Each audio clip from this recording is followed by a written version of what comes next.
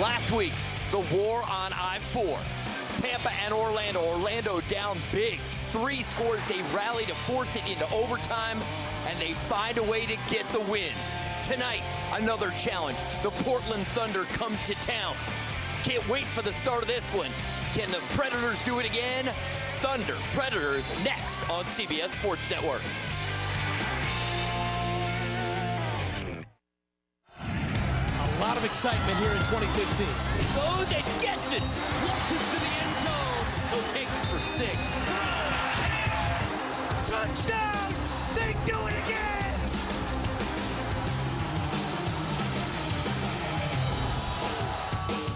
Welcome to Orlando, Florida. A beautiful day. We are going inside the Amway Center for Arena Football on CBS Sports Network. The Portland Thunder 3-4, the Orlando Predators at 4-4. And let's take a look at the current standings in the AFL, first in the National Conference. Portland finds itself in second place. If the playoffs started today, Portland would make the playoffs for their second consecutive season. Now, in the American Conference, Orlando is in the top spot in the South Division. Hello, everyone. Ari Wolf coming to you from Orlando, and this should be interesting today. 2 dual-threat quarterbacks for Portland. Darren Thomas, he was a star at Oregon, had a brilliant college career. Last week, he got the start, led Portland to victory. He will get the start again tonight. Now, Bernard Morris will get the start for Orlando, and he was the man last week late, bringing them back from 3 scores down to get the win against our arch-rival Tampa. Well, the Arena Football League prides itself on giving the fans access like no other sports league. So we're going to do things a little different tonight. We have both Anthony Herron and Sed Bonner down on the field. Let's start with Anthony. The opening of our show tonight will have a bit of hustle to it, Wolf. You know access is what we do in sports broadcasting in the Arena Football League. We've got starting quarterback for the Orlando Predators, Bernard Morris, still in the midst of his warm-up. Now, BMO, you've led teams to 3 consecutive conference championship game appearances, but something about last week's effort, coming back from 21 down in the 4th, still felt like a milestone. Did it feel like that to you? Man, it's just the character of our team. We have a bunch of fighters. You know, we've been through a lot this year, losing 3 straight. You know, that 4th loss was in the midst, man, and we just had to buckle up and just get that win anyway. And everybody made the plays that needed to be made. Now, you're facing a Portland Thunder defense tonight that had a big win against L.A. last week. Now, their pass rush heated up against that L.A. quarterback last week in Danny Southwick. What do you have to do to execute well this evening? Just get the ball out of my hands. I mean, the game is won and lost up front between the bigs. You know, we got a great group, and it's going to be a dogfight tonight, man. I mean, it's 3-4, 4-4 team. Every game is a playoff atmosphere, man. So we just got to keep that mindset and just come out and play Orlando Predator ball. Bernard Morris has started just about as many games as anyone in the AFL up to this point in his career. A younger quarterback over with our Hall of Famer, Cedric Bonner. I thought you were about to call me old over there, Ed. Hey, here with Darren Thomas. First of all, happy birthday to you, young fella. Thank you. Last week, you get the first start.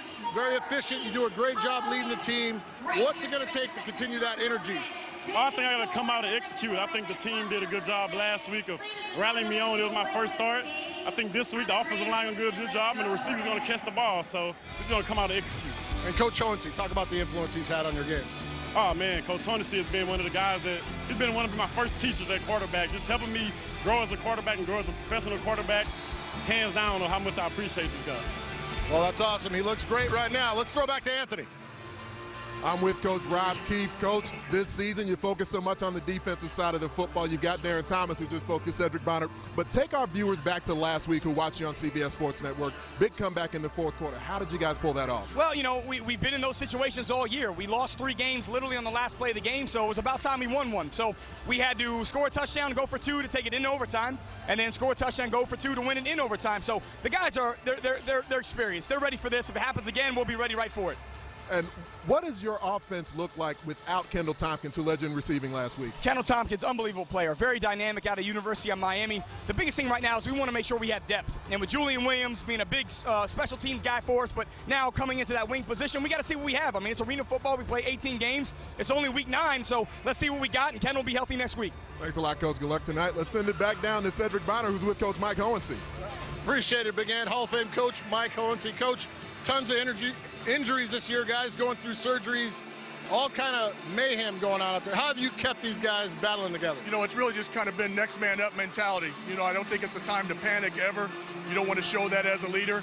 And when you got a bunch of young guys, they're going to go how you go. And we just went out there. We've worked extremely hard.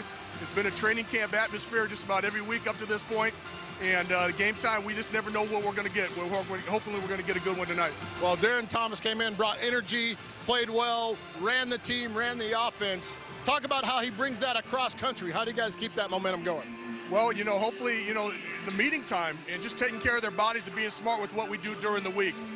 These guys are professionals, and, they understand what we've done the last 5 days. It comes to a head tonight. And, we're going to try to put it to work and come out here and have fun at the same time. Appreciate it, Coach. Thanks. Thank you. Ari? Thank you very much, Sid. Great hustle, guys, and that's incredible access provided by the head coaches and the 2 quarterbacks. We are just moments away from the start of this game. Do not go anywhere. The opening kick is next between the Thunder and the Predators.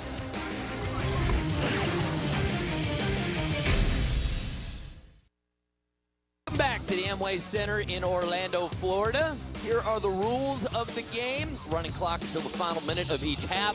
The field is 50 yards by 85 feet wide, 8-yard end zones. No punting, no outside stunting or twisting. Ball off the rebound net is live, and 1 receiver may be in forward motion prior to the snap. Mark Lewis, a veteran kicker, 11 seasons in the AFL. We'll kick it off for Orlando. Orlando won the toss. They elected to get the ball in the 3rd quarter.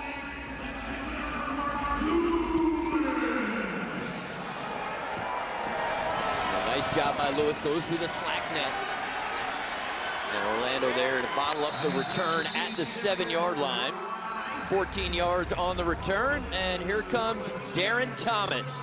6'2", 215 pounds. See that quarterback rating, 112.6. Outstanding performance last week in their win against Los Angeles. They won 63-47.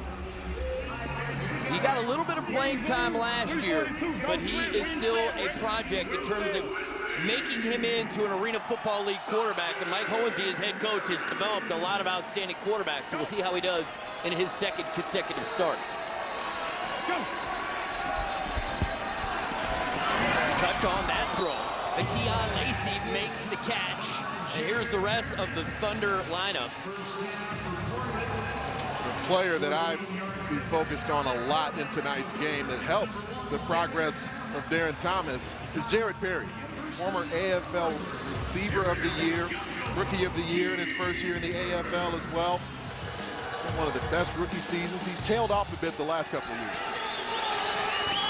Thomas. Emmanuel Cook was all over Dwayne Brooks, but no flag, and we will take a look at the Orlando defense. Well, Ari, the jack linebacker position is not often one that people view as being exciting, but one of my favorites in the game today is Bryce Pila, but actually for Orlando's defense, Meshach Williams, a player who had an outstanding effort in bringing them back in the 2nd half last week, started putting a lot of pressure on Tampa quarterback Jason Boltis. 2nd down, Thomas checks down, Dwayne Brooks makes the catch, and he has enough for a Portland 1st down. 11-yard gain. Darren Thomas had a brilliant college career. His final 2 seasons, one of the best in the country. Lost in the national championship game against Auburn. Had a Rose Bowl win in 2011. He's a young guy, only 25 years of age, so he's still got a lot of chance to grow as a quarterback. Thomas connects. It's Jared Perry with the catch.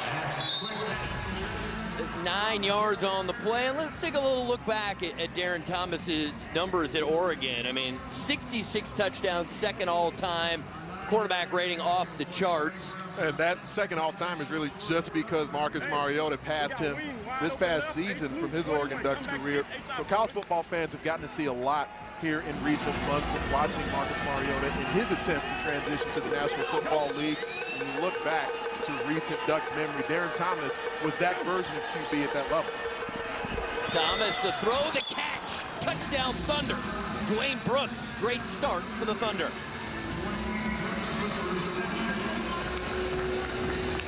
That opening drive, I saw a decisive version of Darren Thomas.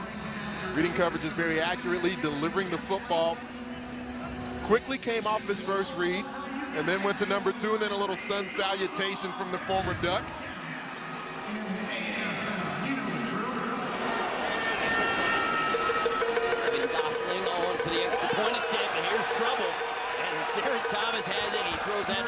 15th row, and a pretty nice catch made by a fan. Here is another look at the touchdown. Thomas stands tall in the pocket, finds Brooks. We're coming right back to Orlando.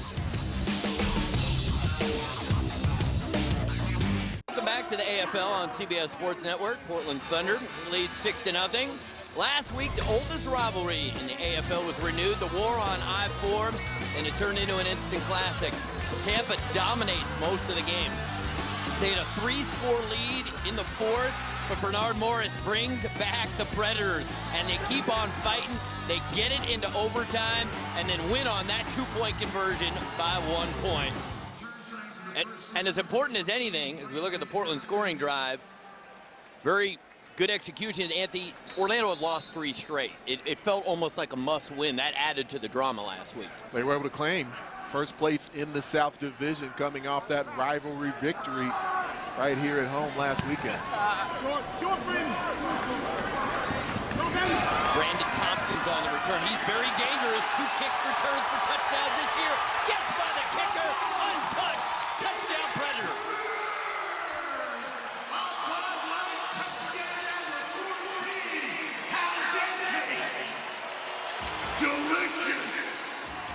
Brandon Tompkins leads the Arena Football League in all-purpose yardage. It's because he's a threat to take it to the house in any which way when he gets the football in his hands. Clean catch off the kickoff, and then from there he's weaving through traffic, stopping on a dime. And you know, when you're one-on-one with the kicker as a kick return man, there's no way you better get caught. Mark Lewis on for the extra point. Officially a 58-yard kick return for the touchdown. He's getting a little water, a little refreshment. He deserves it. Tompkins can celebrate with the best of them. We'll be right back.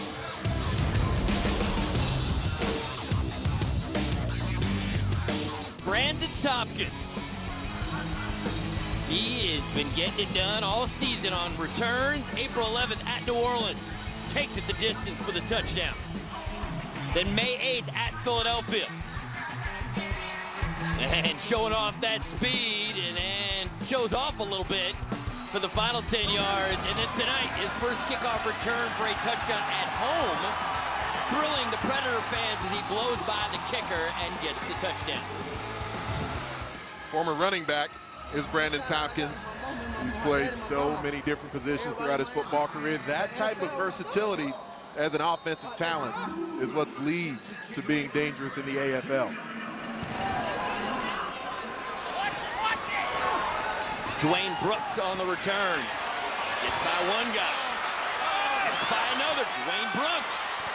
And finally brought down at the Orlando 21-yard line. Excellent return from the third-year man out of Stephen F. Austin. 36 yards on the return. Terrence Moore a little slow to get up there as he made the special teams tackle. We'll get another look at Darren Thomas, who looked sharp on his opening drive.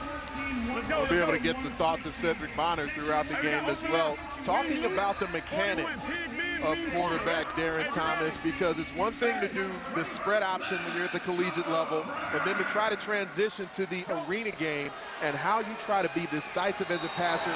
Accuracy is so vital in this league.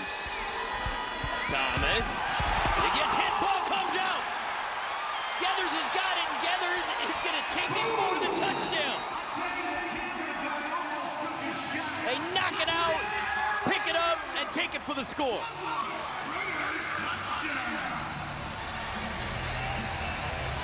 I'm curious what Jeremy Geathers was waiting on. He got the first step up the field. Stutter step, the edge blocker from Portland. Beats him around the corner, and then here, he's waiting, trying to throw that stiff arm. What was he waiting for? Anthony, I have no idea. It looked like he turned and winked at me or something before he went in. But he should have just ran right in. It should have been easy. Maybe he thought Sam was going to make the tackle. Lewis makes the extra point. It's 14-6. And Jeremy Geathers is the son of former defensive great Jumpy Geathers. You see him there with the inside-out move. That stutter step just freezes the feet of Jarrell McCullough. when you get that speed in the feet of the edge blocker, as you see him running by our handheld camera down there at field level, you come out of that first move and then you still have the explosiveness to get back up the field from there. That shows the athleticism of an edge rusher. I have to see if we can get set to talk to Jeremy. I got to know what was going on there. I got to know. Go find out. I want to know what, I thought maybe a Heisman pose was coming at the end or something. I'm running at a better clip than he did right there. Except he was like, stop. He was like, stop, turning back. Well, that was an outstanding pass rush move. The footwork was part of the equation for Geathers. And then beyond that, the swipe of the hands to finish it off. That's what brought him home with the rush. There we go. 50, he can't fuck with you, bro. As he starts upfield, you see him there stutter inside and out. Once he comes back out of the move, now that he's got his shoulder square to the line of scrimmage, that's where you can bend that short corner. That's what allows him to finish the move. It's one thing to have the footwork to beat the blocker. It's another thing to make the play and get the ball in the end zone.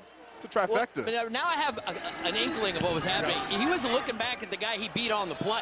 He was looking at McCullough. He wanted McCullough to come over so he could see him score. Now here on the return, Brooks loses his helmet. We got chaos here at the Amway Center in the first quarter. Dwayne Brooks has had the last 2 consecutive games coming in with kick return touchdowns. Cedric Bonner, you're down there. What do you got? I got your boy. Big Jeremy Geathers, great job on the strip sack, getting up the field. What were you looking at and waiting on? Man, Tell them what you just told me. I'm a little sick out here tonight, man. So, I thought I was going the wrong way for a second. I had to look back and make sure. Great play. Talk about the energy that you guys need to bring up front against DT. Man, we just need to bring this same intensity the whole night, man. 4 quarters, Appreciate it, Jay. Guys, Said, I got to admit, I'm going to admit this to the nation. No one knows this but the folks at Bolingbrook High School in Illinois. I caught an interception and ran the wrong way in a football game once. I did that.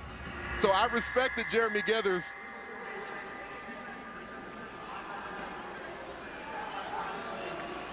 I call him a Tongi Tonga. Maybe it's because Geathers is out of the lineup. He's catching his breath down there with said, I ran the wrong way in a football game. Your mind can go blank as a defender when you're just not used to having the football. I did that at the high school level. My teammates actually had to come and tackle me, so I didn't score a touchdown for the opponent. Let's see how Darren Thomas bounces back here. Thomas tried to make that touch throw to Lacey, too much on the throw. Big Ant, I'll one-up you on that touchdown-saving tackle. None of my teammates blocked my dunk at the UNLV camp when I was in high school on the wrong rim. It was an awesome dunk on the wrong rim. I got that going for me. I had to tell you, Geathers looked multiple times. He still wasn't sure. He took one look, still not sure. Well, the good thing, when you've got a 300-pounder chasing you and you know you're faster, you can take a moment and a breather to make sure you're going the right way with no worries about being caught. Perry makes the catch, cuts it across the field, and then takes a seat at his own 22-yard line, but enough for a Portland first down. I do appreciate Jeremy's honesty.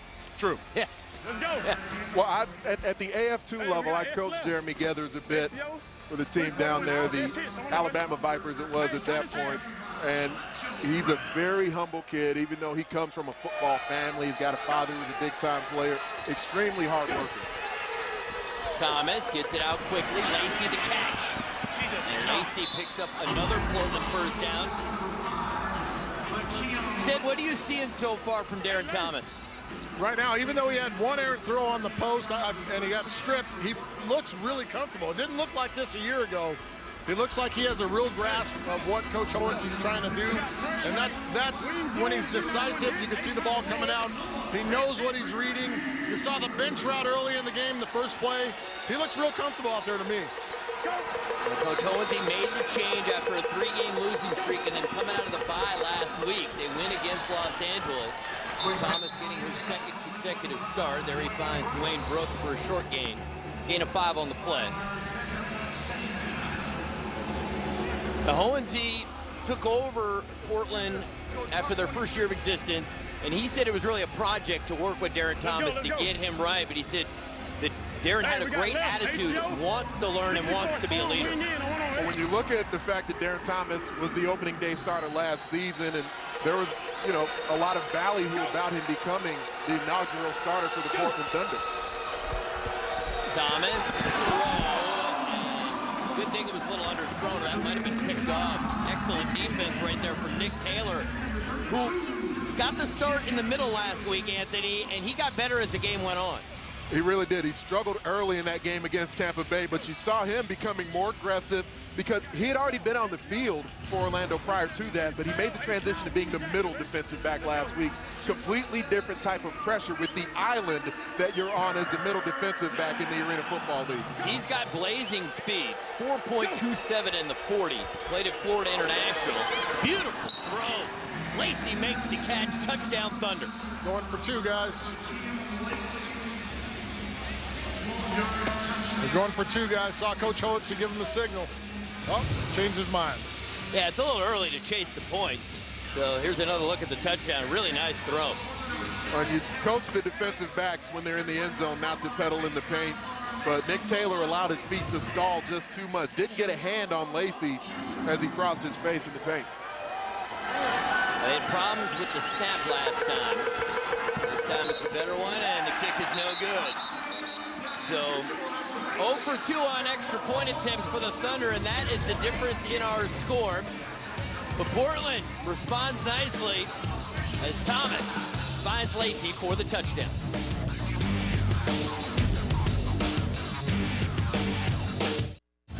Get ready to hit the lanes for the PBA Wolf Open Tuesday night at 8 Eastern, a part of the Oklahoma's Grand Casino Resort PBA Summer Swing, a CBS Sports spectacular presentation right here on CBS Sports Network.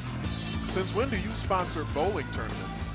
You know, I just try to reach out to different kind of audiences, and you know, I mean, I'm not a good bowler, but that doesn't mean I don't like bowling. That can be your demographic. I can appreciate that. I've got one of the prettiest, just directly down the middle bowling strokes you'll ever see. Well, maybe, you know, we'll have to get out one night before a game, and we'll, you know, get someone to bring a camera, and we'll see, we'll get the real proof. I pretty much knock every pin down, or all of them, but like 4.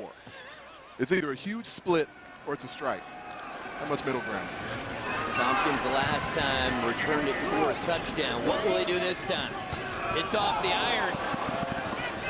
Loose ball. Fight for it. The flag is down. It's going to be kick-catch interference. So no matter what, Orlando's going to end up with the football. You can't be inside the 5-yard line until the player has a chance to secure the football.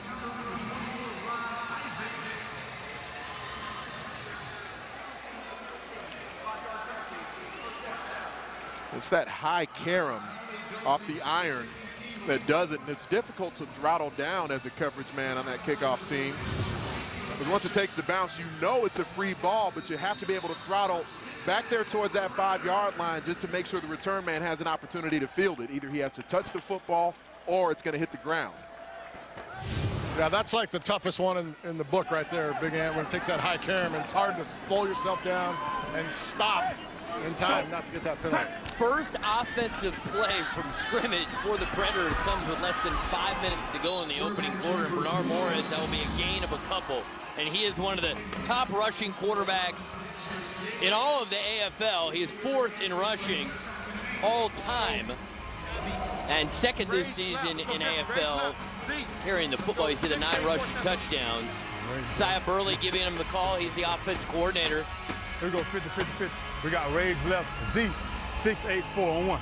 Morris normally a much more accurate passer than what he's been so far in the lineup for the Predators this season, completing only just under 54%. Morris finds Tompkins, and Tompkins out of bounds at the 22-yard line. A little bit of trash talking after the play, gain of 16. And one big change in the lineup tonight for the Predators.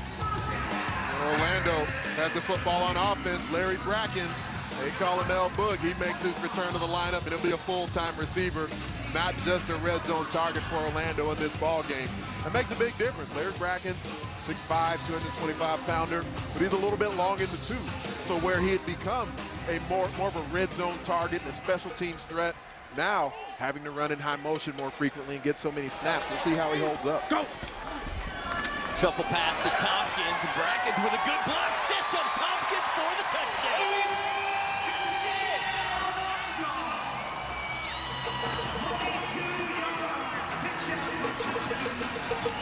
You want For Brandon Tompkins, this may be the easiest swing pass he ever catches because the play gets made out there. Easy toss, great catch, but an outstanding block from the player we were just talking about, Larry Brackens. He's always been a hard-nosed player. You see him there with his hands in perfect position, making sure that Tompkins can get the corner. Damon Glanton got to know Larry Brackens there pretty well. Great block for Brackens. In his 8th season, 32 years of age, Larry Brackens sets up Brandon Tompkins for the touchdown. And the Predator lead is 21-12. We'll be right back on CBS Sports.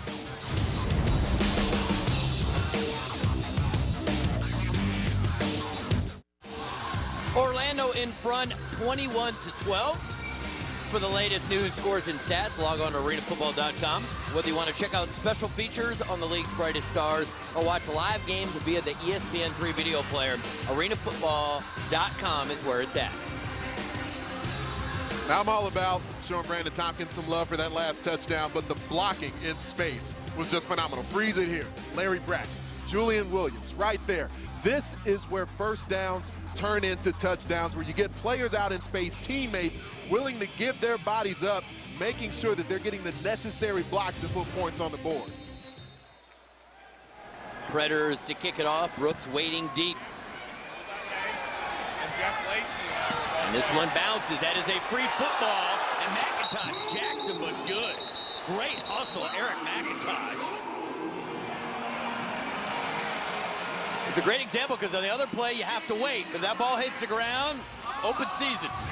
Makes such a difference. This one caroms off the iron but goes directly down to the ground, and so Dwayne Brooks, doesn't matter that he hasn't actually touched the football yet, immediately goes to the ground. This is popped there on the coverage. That hit from Eric McIntosh. You know the difference, you know the rules, space and timing, situational football, not only applying to offense. The thing I really like there is Eric McIntosh lost his starting job, but showing the hustle on special teams, showing his coach that he's going to do whatever it takes to help this team win. Specifically to the player who was defeated on the last touchdown, Nick Taylor, the rookie, starting in the middle over McIntosh right now for the second game in a row. Thomas sets up quickly and delivers, and that ball is dropped. That ball was there. Catch is not made by Maurice Williams. And Sid, what do you have for us? Down here with Brandon Tompkins, a touchdown return for a touchdown, a return for a touchdown. Now on the screenplay, walk me through that last call there. Well, I guess Coach see me excited and ready to play, and he wanted to get the ball in my hands early.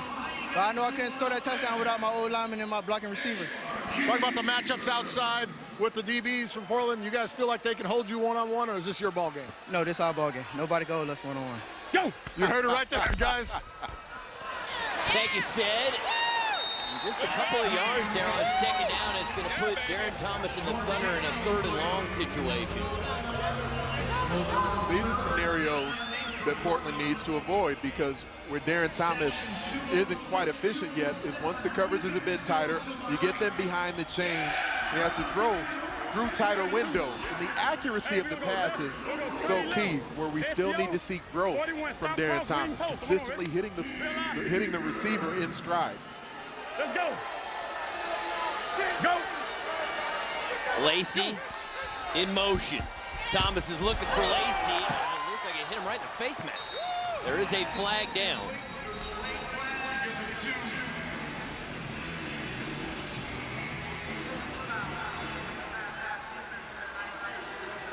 But the penalty is against Orlando.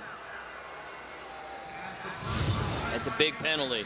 It's a big drop right here, especially when you've got a young quarterback making his second start. Big Keon Lacey not able to hold on to the football. Here's some contact to the helmet. I mean, it's a great pass rush move, but after you make the move, you have to be able to pull off from hitting the QB in the head. Calvin Fantz knows better. 4th year in the league. Can't make that play. And it's, you know, I've been in that position where it's very difficult. You're jumping into the air, trying to deflect the ball. You have to be able to contort your body and make sure you're not following through with the hit. So Brooks able to hold on, and he'll pick up a few. But Lacey was really bailed out. So the first quarter complete, and we had a game worth of fun. Wow. That was a wild first quarter. You're watching Arena Football on CBS Sports Network, the 24-hour home of CBS Sports. Well, the first quarter, a bit of a track meet. 5 total touchdowns. Portland got the scoring started. And then Brandon Tompkins said, you know, we don't even need the offense just yet. I'll take it to the house on special teams. His third kickoff return for a touchdown this season. And here the defense gets it done. Jeremy Geathers. My favorite play of the night so far. Hands down. By far, no doubt. Jumpy's boy. And good response from the Thunder. Lacey gets the touchdown. And here great blocking sets up Tompkins for the touchdown. Quarterback comparison. Ron Morris didn't get much of a chance to play in the first quarter. And there's a flag down, and Thomas elects to tuck it and run. A little stiff arm against Nick Taylor. He did get enough for the first down. We're going to have to wait and see what the penalty is. I believe it's going to be on Meshach Williams. An offsides or illegal formation, depending on how the officials interpret it.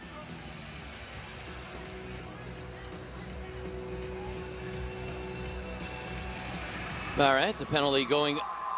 There we go.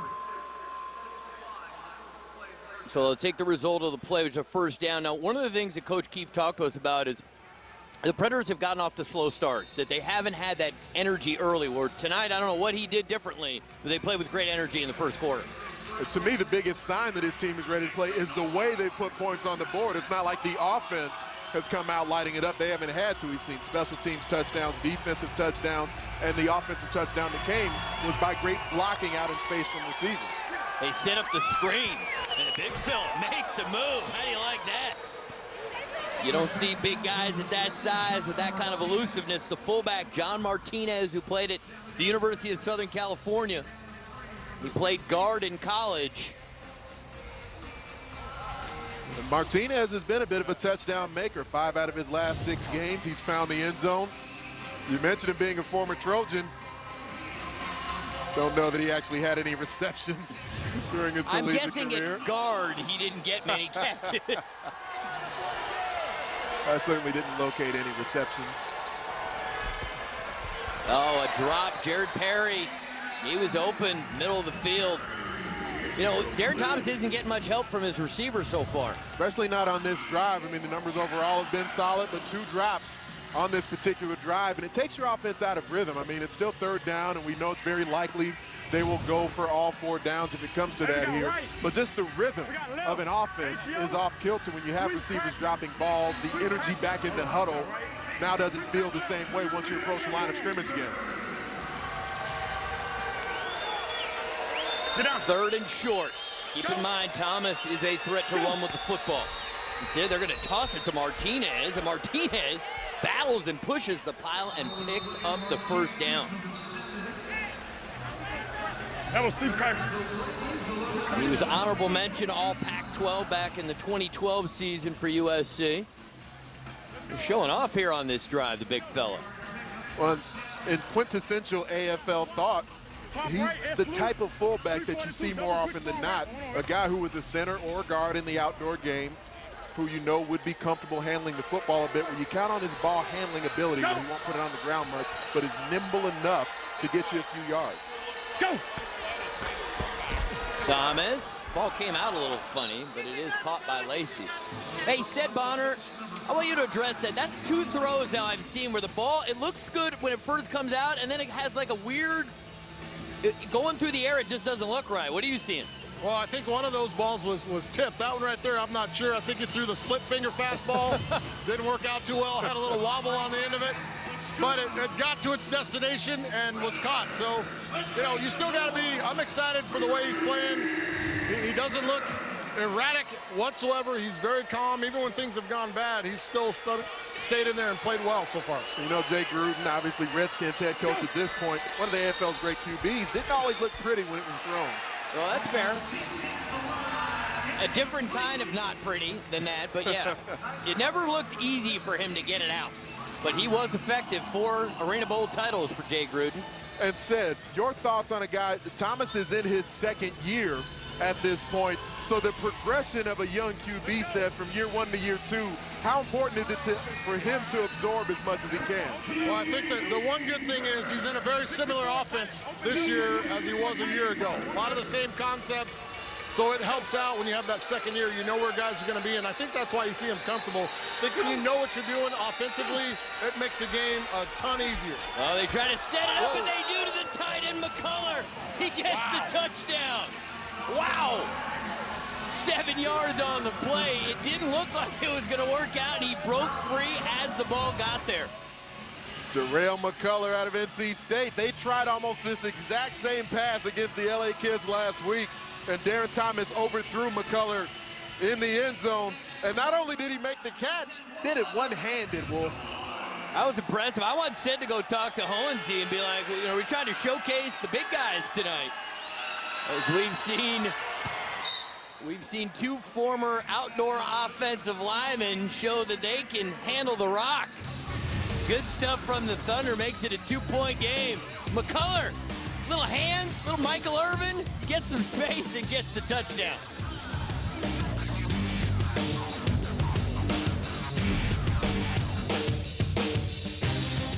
At Enterprise, we hire more college graduates every year than anyone else. And many of us play college sports too. From Bulldogs to Wildcats. Do we have spirit? Yes, we do. And we put it to work for you every single day. That's the Enterprise way. There you see an animated Mike Hohensee, and he has been a part of the Arena Football League since the opening week of the very first season all the way back in the late 80s. He threw the very first touchdown pass in league history. 21 years as a head coach. He is now with his 7th team, 3rd most wins all time. Entered the Hall of Fame as part of the 2013 Hall of Fame class. And you see his current record with the Portland Thunder. And his one title as a head coach came with a team that finished just 7-9, the Chicago Rush, but they got hot late and ended up defeating Orlando for the title. You've seen everything that this league has had to experience from stem to stern. First touchdown pass in AFL history, like you mentioned. And Sid, both played and coached with Mike Hohensee. What was that experience like, and what's it like being around a lifer in the AFL? Well, he's a driven guy. He's very organized, and I tell you what, man, you come to work and you've got to put your time in. I'm talking about long hours, big-time work. Tompkins stumbles and gets out just shy of the 15-yard line, 22 yards on the return for Brandon Tompkins. That one sort of had touchdown written all over it, too. I think he just sort of got his head out in front of his feet a bit, but that cut he made was sick. So Bernard Morris has not played a lot, but that doesn't mean he hasn't played well tonight. It's just the defense and the special teams have been a factor for the Predators. Morris in his 6th AFL season played his college ball at Marshall. One of the captains. It's going to be interesting when Randy Hibbert gets healthy. If Orlando continues to win, what they'll do at the quarterback position, because Hibbert was off to an outstanding start as Tompkins makes the catch and goes out at the 20. But Rob Keefe was very honest with both quarterbacks when he brought him in. He said, guys, it's an 18-game regular season. We're going to need both of you. You're both going to end up starting games, and that's proven to be already just in the first half of the season. And you know Bernard Morris is a proven winner in the Arena Football League the last 3 seasons. He's been a starting quarterback in the conference championship game. So he's been around playing at a high level. You know, that dual threat mentality he has, there hasn't been an Arena Bowl champion who's been that. He's always won. Morris looking for brackets. The brackets couldn't find the football. He never saw the football. And he had a huge size advantage. If he could have found it, probably would have caught it. Well, he'll be running up the boards here outside on the right.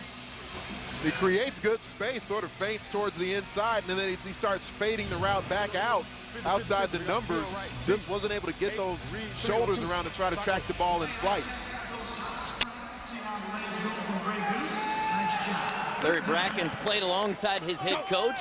They won the Arena Bowl title in 2008 for the Philadelphia Soul. Here's Morris, who's going deep for Tompkins. He's got it. No, He got stripped. Oh, Stripped. Stripped late. The great strip. That's a great job finishing the play right there. Outstanding hustle. Most certainly did initially. Looked like a touchdown. But when you coach defensive backs, especially in this league, you know there's going to be moments where you get beat. But can you finish the play? We saw that right there from Osiagi Odiasi. Right. X-loop, option 3-9 on 3. Odiasi, that was terrific way to stay with it till the last possible moment and make a play for your defense. 4th down. Morris going to step up, make one guy miss, and he will not get the first down. The Thunder defense come up with a stop. Odiasi should get most of the credit. He stopped what looked like a certain touchdown, and Portland Thunder now have the ball trailing by 2. This is part of what Mike Hohensee told us before the game. He does see moments where Bernard Morris may be a bit too quick to run. Wants his defense in position to take advantage of that. Rush lane so key to contain a QB as athletic as Bernard Morris. You see Lee Johnson there. He and Ernesto Pernsley work mainly on the defensive side. 2 former head coaches on this Thunder coaching staff under Mike Hohensee. It's a really good staff with a ton of AFL experience.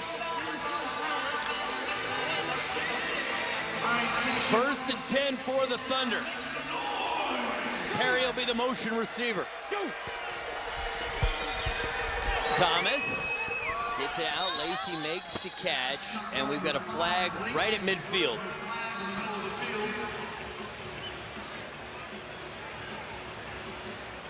And Darren Thomas is saying, no, thank you. They're going to decline it.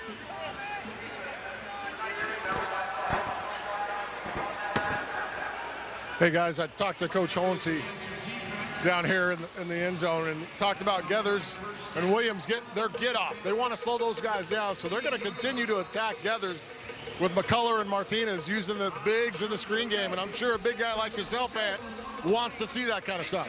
Without a doubt, because when you bring in bigger pass rushers who condense the pocket, it can be more difficult to try and complete those screen passes, but there is speed off the edge from both pass rushers on the outside for the Orlando Predators right now.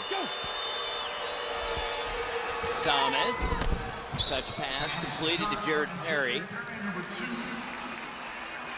5-yard gain on the play. Thomas, the starter, back-to-back weeks, first starts of the season. Kyle Rowley had been the starter, had problems with interceptions. They had a 3-game losing streak. Then heading into the bye week, Coach Hohensee said, you know, we're going to make a change. Now's the time to see if he can do it. And there's the veteran, Kyle Rowley. Rowley's played a lot of football in this league, won an Arena Bowl championship with the Spokane Shock back in 2010. Thomas feeling the pressure. He escapes. And Thomas gets hit hard. And Thomas goes to the ground. Well, we just talked about Kyle Rowley. He was going to need to get warmed up here in a hurry. Hope Thomas is okay, but Rowley's already got a football in his hand. And Thomas is hobbling, and he is headed in the direction of the bench. So we are going to see Kyle Rowley for at least a play. They saw the run lane, took advantage of it. As he gets over near the boards, the defenders, as they collision him into the wall, they're hitting him up top. There certainly didn't seem to be anything where they collision him below the waist. Well, it looked like his legs got kind of caught into the boards with all the momentum of the bodies kind of sliding in there, Big Ant. And in looking at the replay where it appeared to be the left leg they were working on when he came off the field, the left leg wasn't the one that ended up, being near the boards upon contact. So we, of course, don't know at this point what the injury may be for Darren Thomas, but as we were just highlighting, Kyle Rowley, the more experienced of the two, who's done a lot of winning with previous organizations now on the field. And here in Orlando as well. He played pretty well for the guys here. He and Coach Keefe have a long history together, doing some great things together, so I'm sure he wants to come in and play well. Rob Keefe was his coach in Spokane, where Rowley led the Spokane Shock to the 2010 Arena Bowl title.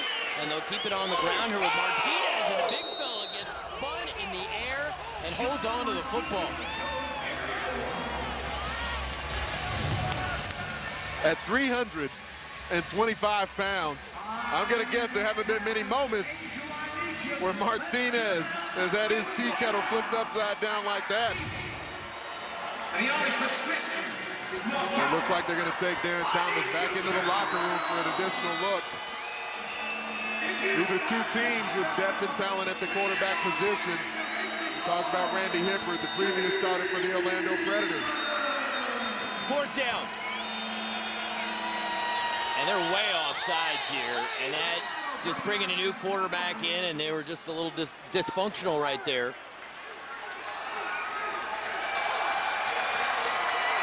That was Keon Lacey didn't see. The umpire stepped in, wanting the tight end to declare. And so Lacey was already in high motion. You didn't see the umpire is there in the pit right now. He's just stepping out as Lacey was already in high motion. This isn't all bad, though, because they have a little bit more room to work with. It'll be 4th and 11. They need to get to the 3-yard line.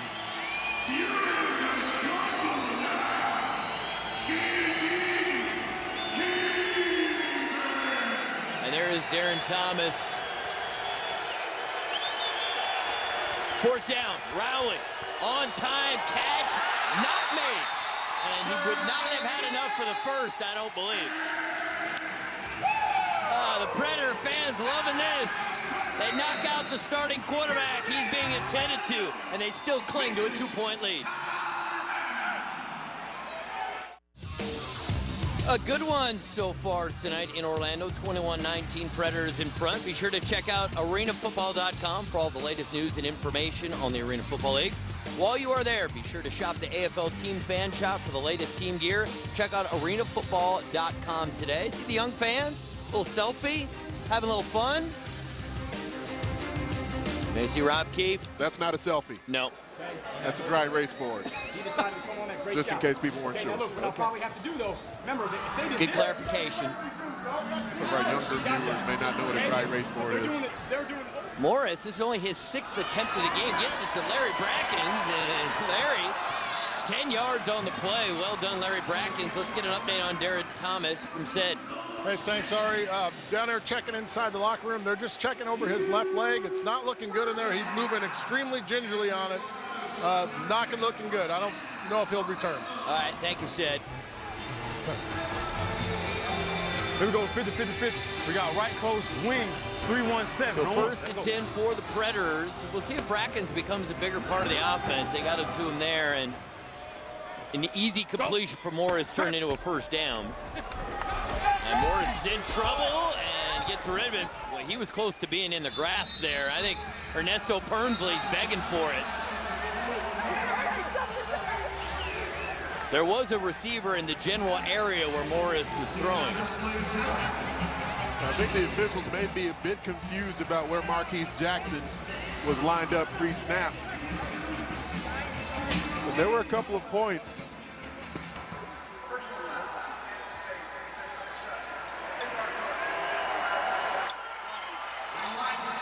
Jackson's a player leading the team in sacks for Portland with 4.5 on the season.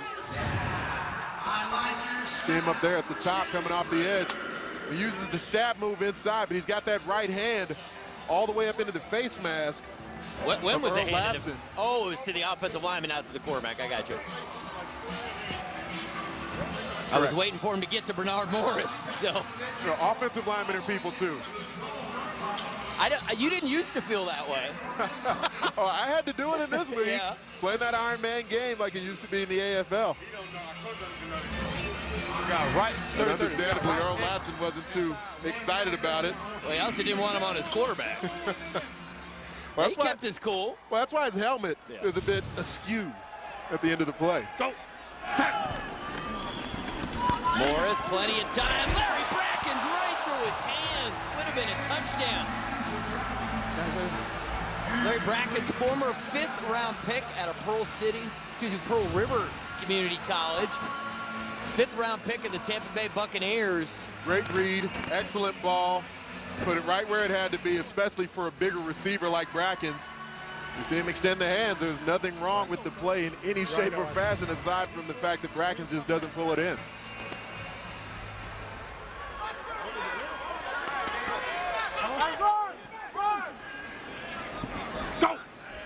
Uh-oh. Center quarterback exchange goes off and they blow the whistle before the play. It's going to go against Orlando and back them up 5 yards.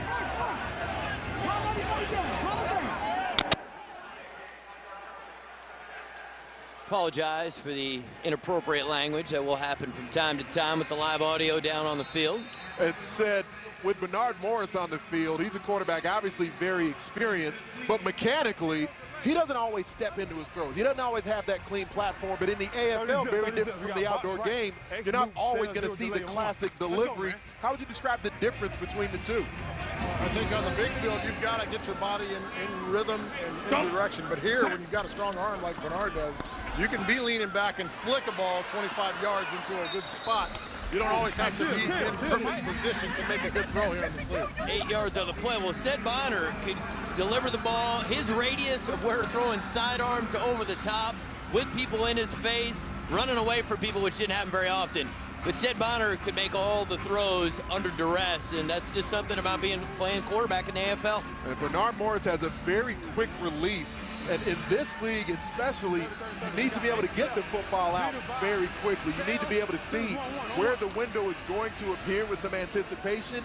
And that arm angle may change, but you won't always be able to step into the throw, even if the pocket is clean.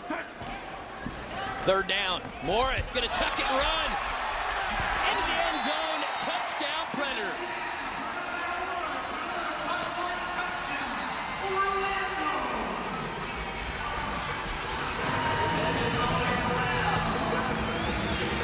Running lane that opened for Bernard Morris is because the pass rush gets up the field, and when you've got the rushers that end up outside the QB, Morris sees it immediately, and especially from that down and distance, he knows he's got the speed to take it the distance.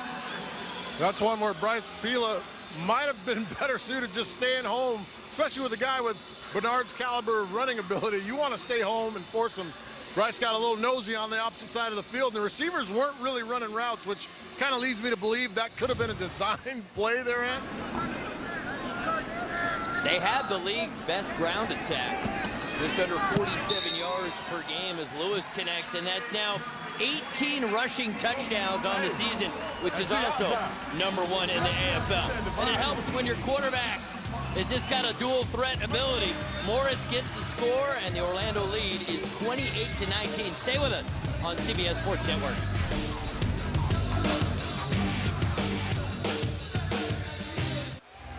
There is the score by quarters, and Orlando and Portland 5 touchdowns in the first quarter, just 2 in the second quarter. But now we've come to the 1-minute timing rules, and there could be multiple scores depending on the strategy used. Now, Kyle Rowley right there, he is a veteran. It may be helpful in the final minute to have him out there at quarterback. Thomas, much less experienced. We're still not sure whether or not Thomas will return as we see the scoring drive for Orlando.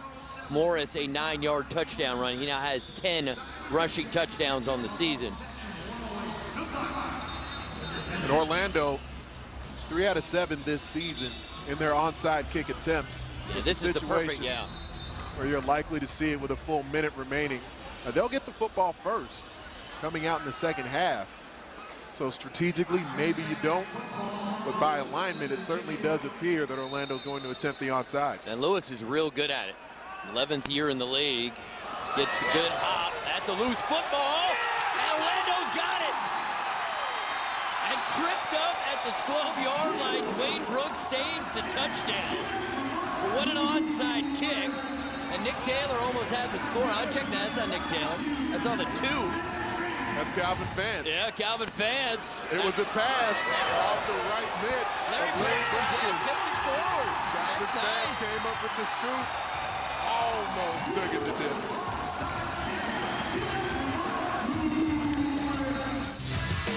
Coming up at the half, we're going to have some awards, some mid-season awards. We'll call them the Big Ant Mid-Season Awards. And then we will also have highlights, and there were lots to choose from. And we'll have stats from the first half. Ant, take us through the special teams play. 10-yard line is the focal point here because we know the ball off the foot of Mark Lewis has to at least clear the 10-yard line. As he does the high hop, and he always does it as well as anyone else in the AFL. Give me another quick freeze here. Larry Brackens goes airborne. He knows he's across the 10. Ball's in flight as it comes down. Knows he can't field it, so has the presence of mind to tip it forward, and his teammate, Calvin Fance, catches it off the hop.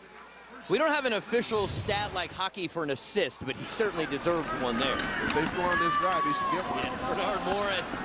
And here, Anthony, if you're Orlando, you want to force Portland to use some of their timeouts to try to take some time off the clock. Precisely, which is why we see offensive coordinator Cy Burley calling the run play there for Bernard Morris, forcing Portland to use one of their timeouts with the hope that they will get the football back here before the half ends. And strategically, even if Orlando didn't recover that ball, part of the thought of that onside attempt is that they want to see if they can be the last team with the football, a 2-for-1 opportunity.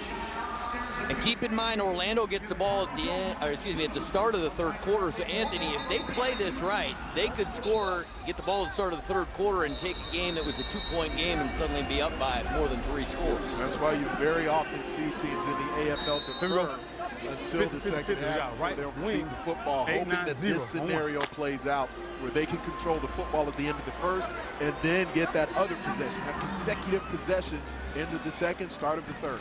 Go! Bracken's in motion. Morris. Hopkins has got it. Touchdown, Brenner. That quick release. He's there, tall in the pocket. Pass rush was slowed there from Portland after they had a hot start early in the game. Morris saw Tompkins coming from one window as he drags all the way across. Morris doesn't take a deep pull from center, then just doesn't have to climb into the pocket, and the ball comes out of his hands so quickly. And Tompkins has had a monster first half. That is his 3rd touchdown here. 2 through the air and 1 on a kick return. Mark Lewis's extra point is good. Anthony, with 40 seconds, do you still consider an onside kick, or do you feel comfortable enough with this lead if you're Orlando to kick it deep? I would still consider it, but not end up doing it. I'm sure that there's a discussion either being had right now or that just completed between Rob Keefe and his coaching staff, determining whether or not they should. If it were my call, I would not kick an onside here, especially with the knowledge that Kyle Rowley is into the lineup, even though he was obviously the starter opening day for this team. But you're wondering, is their backup quarterback in rhythm? My pass rush has had a good first half so far, so you kick it deep with 40 seconds left. Try to count on your defense to come up with this last stop of the half. With 40 seconds, I feel like is the bottom that you'd even consider an onside. Usually when it gets under 40, you don't see many teams go for an onside at the end of the half once you get into 35, 30 seconds to go. I would say in theory, yeah, that's about the basement of it. I mean, in certain games when you're just ping-ponging back and forth, touchdown after touchdown, if you're anticipating a quick score, maybe you go ahead and even consider it under 40. But with the pace and tempo, especially in this second quarter, I believe we'll see Rob Keefe kick it deep here.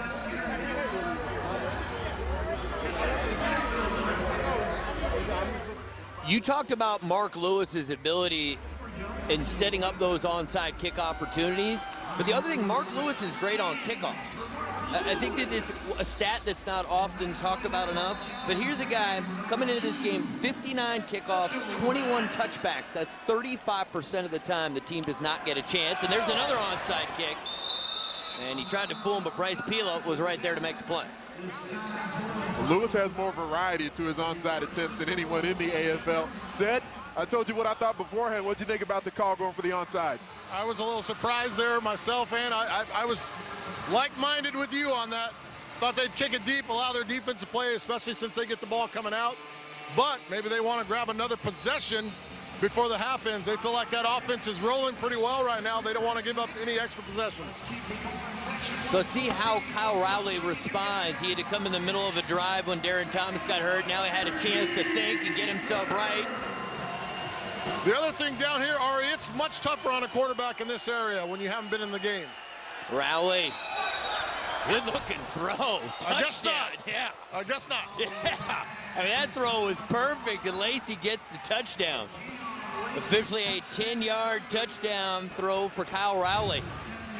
And the red zone has been the Waterloo throughout the career of Kyle Rowley, where his throwing numbers between the 10s, you know, once you're backed up and coming out, but once he approaches the red zone, this historically for Rowley has been where the majority of his turnovers have come.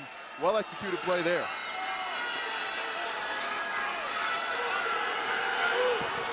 And the extra point is blocked, and special teams have been a nightmare. They've given up a kick return touchdown, and they've failed on 3 extra points in the first half. It's a red zone offense for Portland. It's been number 5 in the AFL coming into tonight's game. Clean snap, clean hold, just all the pressure coming. And actually most of the penetration came from the right side of the protection, but the block actually appeared to come from the left side of the protection. Someone jumping up at the line of scrimmage. Darren Thomas was off to a good start tonight in his second start, and there you see Darren Thomas. So, and this is earlier, and it looked pretty innocent at the time. But he immediately went down, grabbed the left knee, and he just planted the left leg as he was getting ready to leap towards the boards. And so essentially it's, you know, even though he did get hit, but there wasn't contact on the knee.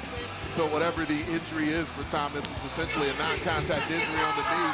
Now it's wrapped up in ice, and Kyle Rowley is yet again the starter for the Thunder. Or not the starter, but in the lineup for the Thunder. And the thing that for Portland and for their fans, we've known since before the opening night of their opening season, they want Darren Thomas to be the guy. He was a star in Eugene.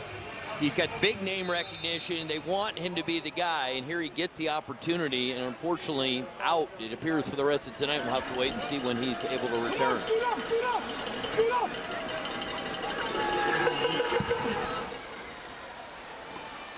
Tompkins has been dangerous. Already has 1 kick return for a touchdown. And he's weaving us a full 360 and tackled at the 8-yard line. 12 yards on the return. He has been entertaining tonight, Brandon Tompkins. Well, there appeared to be some energy in the lineup for both teams throughout the night. And Tompkins here, you see him, a little bit of a whirly bird. He makes the spin move in the backfield, but this playing out how Orlando was maybe hoping. Now an opportunity to be the last team with the ball again. And they have all 3 timeouts at 26 seconds, and with the 1-minute timing rules in effect, they have a ton of time to work it down the field. Go. Morris to Tompkins, and he can give himself up, but he doesn't. I don't think that's what they wanted to do there. Because if he reaches the ball out, the clock stops, he goes back in play, and then, you know, they have 3 timeouts, but it's not the right play. Now, Big Ari. Yeah. I'm watching him right now. He came out, his headphones came off. He's upset that he didn't get out of bounds, but, you know, it's hard to take that kind of playmaking ability away from a guy. You just got to know better in that situation. And as Sid mentioned, Rob Keefe there wanting to see situational football executed from his team. He's watching Tompkins run back in bounds. Has to burn a timeout. And here he comes. And Tompkins did bounce off the wall. He touched the wall on his own, but didn't completely stick the ball over into the stands to give himself up. And so that, from an execution standpoint, why here in the final minute, he wasn't ruled dead.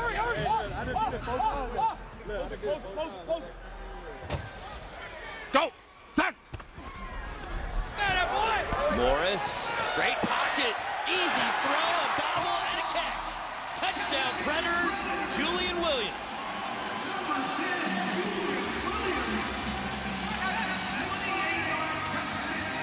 Now this wasn't a block that set up the touchdown, but the high motion receiver, Brandon Tompkins, is able to run off the coverage, and they have to pay so much attention to him from the way he's able to slip the initial man look. That sets up Julian Williams. Watch him, a quick arm over right there. Now the coverage stays with him. So by the fact that Brandon Tompkins beat the press at the line of scrimmage, and then the second level of the defense goes with him, Williams is one-on-one. Yeah, it's hard to make that switch, Big Ed, coming downhill to jam the motion and let him go. And then you try to run with a guy that has a head start. It's not going to happen. That's just too easy. You see there Morris, where the deep ball hasn't always been his most accurate pass. He did throw it behind Williams a bit there, but he's got the teardrop approach. He knows this is a layup off the right arm of BMO Williams, able to pull it in. This half is not done, though, guys. We got 10 seconds to go. What Orlando chooses to do on the kickoff will dictate what kind of opportunity Portland has to get points here. If I'm Rob Keefe, what I'm really paying attention to is the fact that Dwayne Brooks has had kick return touchdowns each of the last 2 weeks. And he's got a kick coverage team that's been close to giving some up a couple of times in tonight's game. Now, I don't think we're going to see an onside kick, but do you see a squib or more of an angular kick to try and see if you can make it difficult for Dwayne Brooks to field the football? Rob Keefe never lacks energy. I've never seen him down. I've never seen him without energy. Not one time. I'm not sure how many energy drinks he may have consumed before the game, but he seems like a guy that doesn't need many of them. I just wonder, does he sleep? How does he calm down? When does it happen? I've never seen it. He has been a winner as a coach, though. Lots of success. Coach Hohensee, you will not see overreacting much. The two polar opposites. Far more stoic. Yes. Well, he's been at this for a lot longer. If Rob Keefe's still doing that 21 seasons deep as a head coach, I'd like to see that.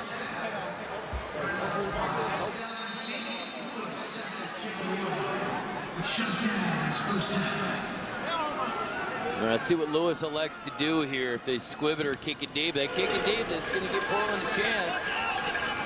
That ball bounces. Brooks says, let me get out of here. Sets out the backside of the end zone, but no time comes off the clock. And they still have 2 timeouts, so they can certainly run a play or two before they take a shot at the end zone. Got to be careful down here. Orlando's got long arms up front. They get those hands up, get a batted ball somewhere, get pressure inside. And Rowley struggles with that, yeah, because Rowley's not a big guy. He's only 6 foot tall. Now, this isn't really a power rushing defensive front, but Austin Brown, for the nose position, former NFL player with the Houston Texans. He's nimble inside, but he does have the power to be able to push the pocket when necessary.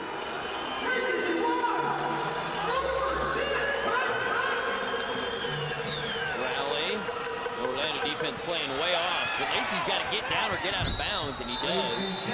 The clock stops with 3 seconds, and it's the beauty of arena football. I mean, you're in scoring territory. Rowley can make this throw. Just saw Kevin Gessling get the extra point block from kicking it too low. So you certainly wouldn't anticipate a field goal attempt coming here. Portland Thunder thinking touchdown. Portland needs this badly. Orlando will get the football to start the 3rd quarter. This is Jared Perry territory. They've got to be thinking number 2, who will be coming in high motion right from the left side of the screen. Rowley, hold it before the play, hold everything. Timeout, Orlando. Well, the defense wasn't continuing to play. Rowley did put it in a perfect spot. I mean, it was literally in the far corner of the end zone. Well, Jared Perry made the effort of running the route anyway, so may as well throw it down to him. Get a little pitch and catch. Not many pass attempts in the game so far for Rowley anyway. But Jared Perry, the main deep play opportunity that they have from the receiver position, while Dwayne Brooks does have some speed at the position, not as effective or comfortable running the deeper routes. Sid, what do you anticipate seeing from a play call standpoint? You know, I've always liked, if you're going to play us 20 yards off the field, I'm going to trust my 2 guys to get out in front and block, and trust my playmaker to make 1 guy miss. You can get out ahead of the D-line and guys like that, you had a chance.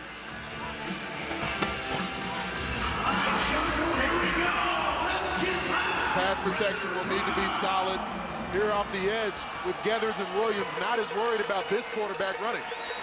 Rowley, it's Lacey, and he flips it back, and that's a loose football, and it's recovered by Orlando. That'll be another stop for Orlando, and a solid first half for the Predators. They put 42 points on the board. They get points from their defense, from their special teams, and a very efficient offensive first half from quarterback Bernard Morris. And our man Sid Bonner is hustling over to Rob Keefe to get comments from the head coach before he addresses his team. Let's go to Sid. Thanks, Ari. Down here with Coach Rob Keefe. The energy exceptional. You guys put up 42. Tell me about this performance. You feel this coming in? Oh, we did feel it coming in. This is something that we wanted to do. We wanted to start fast. A little disappointed that we got stopped on that one drive. Felt like we should have a couple more turnovers. In my mind, it should be, 49 right now to about 13 in that range. But, we get the ball back coming out first. That's why we wanted to manage the clock properly at the end there. Very proud of the guys so far, but that's only 30 minutes. Got a long way to go. Great job, Coach. Appreciate it. Thanks, guys. Thank you. Guys? Yeah. Hey, we're going to have decaffeinated coffee in the Predators locker room at the half. Good fun. Predators in front by 17. You're watching Arena Football on CBS Sports Network, the 24-hour home of CBS Sports. Welcome back to the Amway Center, downtown Orlando, Florida. Predators, lots of highlights in the first half. Hard to decide what to go with. That's why we've got our great team in the CBS Sports Network truck. And here was Brandon Tompkins, 58 yards on the kick return for the touchdown. It was light work early in the ball game for Bernard Morris because not only did the kick return game get into the end zone, but Jumpy's boy, Jeremy Geathers, got the strip sack and the TD. He ran the right way to score for the proper team. And Calvin Vance goes the right way after Larry Brackens with the assist. And this set up an Orlando touchdown. Had a few exotic plays there in the first half, but the unfortunate moment that took place was Darren Thomas as he approached the boards. His left knee, as soon as he hits the ground, ends up grabbing the knee. Spent the rest of the first half after returning from the locker room with ice on that left knee. No confirmed reports about the status at this point, but Thomas, with the ice on the knee, shoulder pads off, we do not anticipate seeing him on the field again. And we talked about how Orlando got contributions scoring-wise from the defense and special teams. Total yards, Portland has the advantage at the end of the first half, though not on the scoreboard. 4 stops for Orlando in the first half, and that is usually more than enough to secure a victory. But we've got a lot of football to go. See, when Portland thinks about going onside, they're going to need extra possessions. They'll kick it deep. And Tompkins got another chance at a 58-yard return. Great special teams coverage there. And we will take a listen in. Bernard Morris is mic'd up, and you'll hear him get the play call from his offense coordinator, Cy Burley. Yeah. Left, let's go. Liz, let's go left, X. Looky, one, look. Here we go. Liz, Liz, Liz. We got left, X. Looky, one, looky, on one. Look for hitches here, guys. Across the board. Go. Turn. Julian Williams makes the catch and takes a big hit there. Odiasi comes in there and gets physical. Gain of 7 on the play for Williams. So, boundary left, Z. 1-1-1, 36. Okay, 3-step. Get the ball out quick. 30 zip. We got boundary left, Z. 1-1-1, on one. See that now getting Bernard Morris in the rhythm here. 1-1-1 hitch routes across the board One time. from all 3 wide receivers. Tompkins in motion will have the ability to convert. Brackens makes the catch and has an upward forward progress for the first down. Matt Pierce with the tackle. 50. Boundary left, Z. 048. Boundary left, Z. Let's go. We got boundary left, Z. Boundary left, Z. 048 on one. 50, one time. Look, motion man to the post. Stopped by the middle receiver on the boundary side. Go. Turn. Morris up over the top, wide open. Tompkins, touchdown Predators. Morris throws a pretty deep ball, and that's about as easy a throw as you'll have in the Arena Football League. With Kendall Tompkins out of the lineup, Brandon Tompkins in tonight's game has had to step forward as a wide receiver. The 8 route right there, as we illustrated it live. It's the great thing about the live audio. In Arena Football Broadcasting, we hear the play call. Defense has no idea what's coming, but that's your 8 route. Tompkins able to outrun the defense.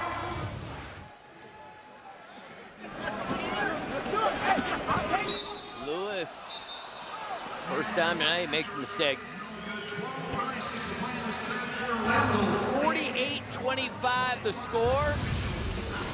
33-yard touchdown pass. Tompkins has got into the paint 4 times tonight for the Predators. We'll see what kind of response we get from Kyle Rowley and the Thunder when we come back as Morris celebrates.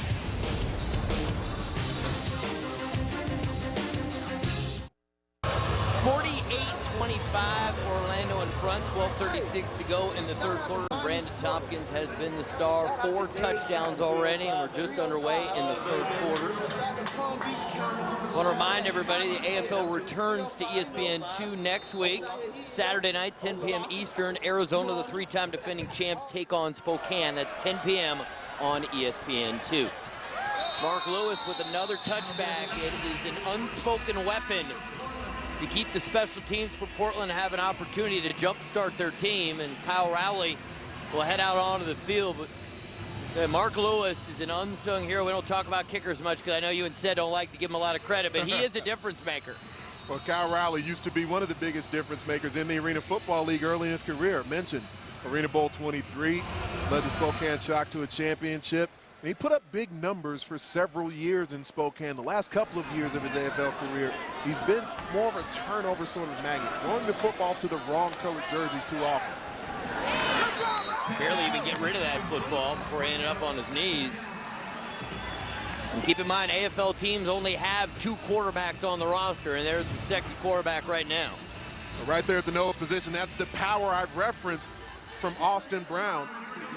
He's very nimble, and he likes to use the quicker moves, but when you've got that type of power, he's a rookie. We need to remember he's a 3-year starter at Miami, Ohio, had a great collegiate career, played in the NFL with the Houston Texans, extremely talented player. He'll learn in the AFL at the nose position. You need to use the power to set up everything else. Rowley completes it. And good strength there from Lacey as he breaks the tackle and picks up a Portland first down.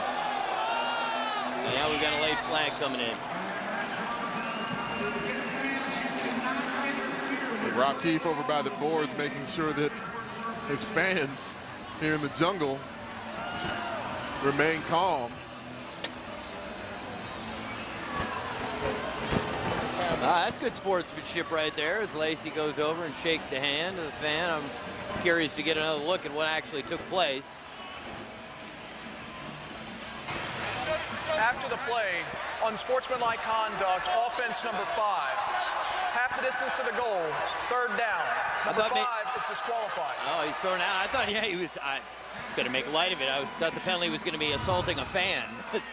Apparently Lacey did something really wrong here. He got himself thrown out. Well, the fan did try to grab and take the ball.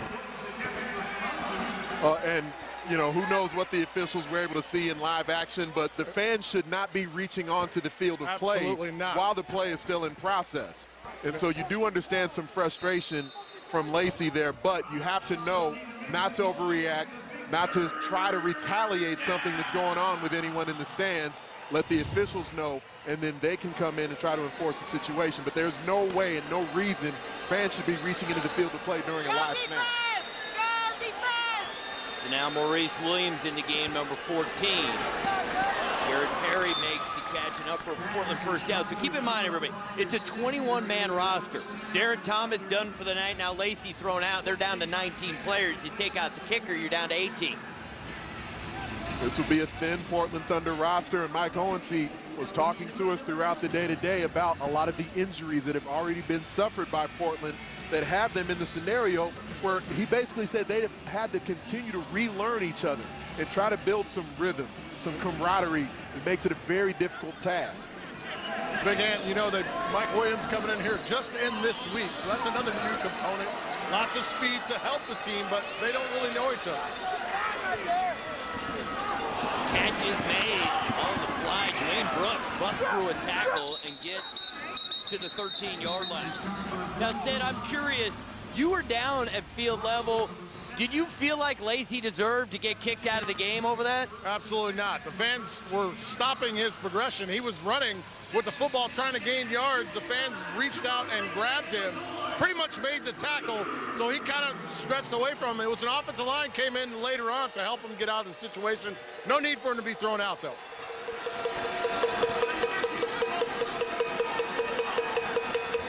Perry in motion, 1st and 10. Rowley. And that's going to be a ball hit, but it hit off the boards in the end zone, so that makes the play dead. Because otherwise, if that would have happened at the 1-yard line, that would have been an interception for Cook. Well, they're saying it's Orlando football, but let's see what happens here.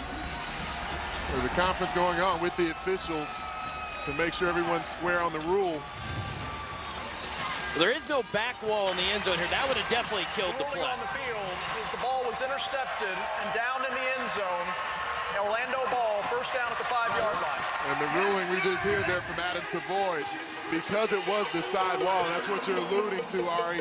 If there were a back wall here in Orlando, the back wall in the Arena Football League is dead during a live scrimmage play. But did he actually pick it clean?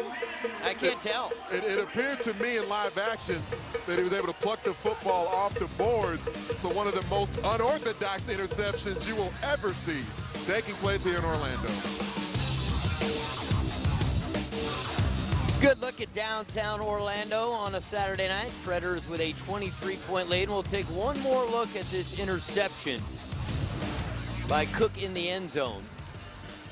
And Kyle Rowley is thinking that Jared Perry is going to go hot up the boards, so he threw it on a rope, and then as the ball approaches the boards, you see Cook there as he's just pinning the football against the board, so his hand's in there, it's against the wall, but because it's on this sideboard and not the back wall, which doesn't exist here in Orlando, he comes up with a clean catch. Ball never touches the ground, and so the officials make the proper ruling. Stay looking on one.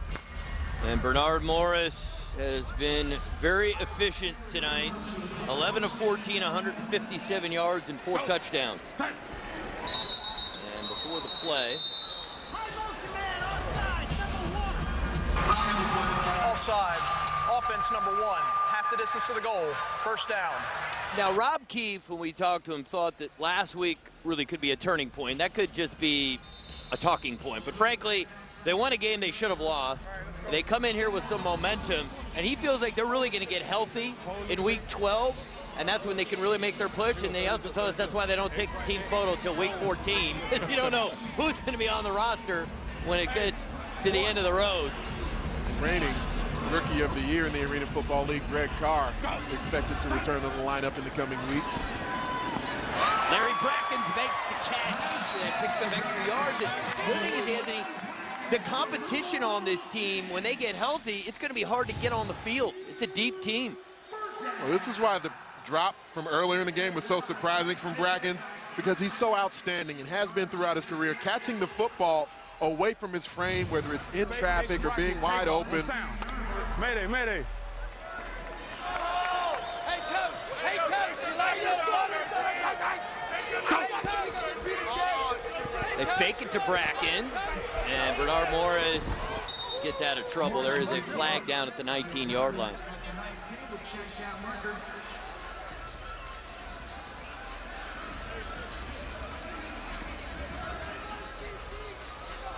The Portland team still looking for their first road victory of the season. Illegal defense, number 8, outside rush, 5-yard penalty, automatic 1st down.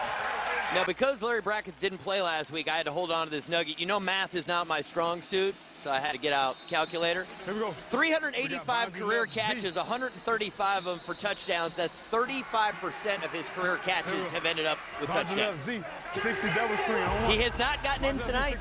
If he knows good TV, he'll get in here. He's hurting his batting average. But we've got screens. Well, umpire's going to step in again here. Now, we're going to see a double screen pass coming, likely to the boundary side. Cave with it, and he's undercut. Odiasi comes in to undercut the big fella, Ryan Cave. Ryan Cave at 335 pounds, Osagie Odiase at 180. Advantage Cave, but you gotta respect Odiase coming in to make that tackle. I was a little surprised Cave didn't just hurdle him. We've seen some linemen with some moves. Were you really surprised? I mean, a little bit. Ari, We see these again, we big see guys. a big guy in space looking back. What was he looking back for? He was looking back, trying to give me a high five back here or something. Morris, all kinds of time, flicks it up. Williams got it. Touchdown, Predator. Hold on, we got a flag back at the 23.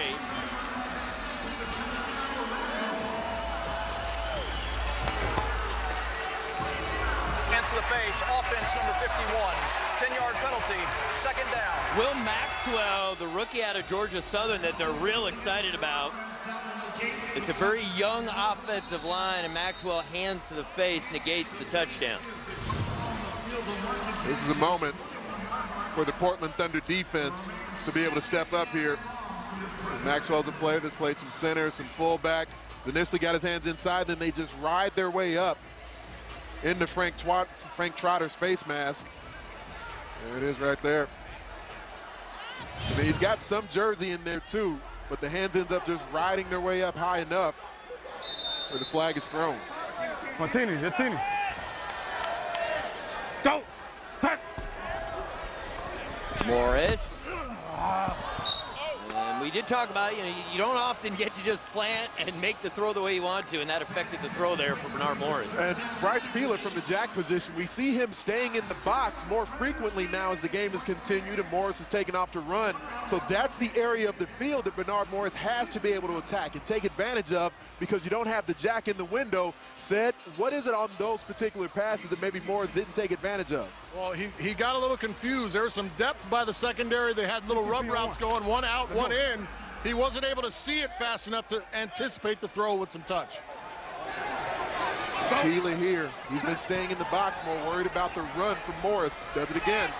Morris steps up, throws a rope, and Tompkins can't come up with it. The flag is down.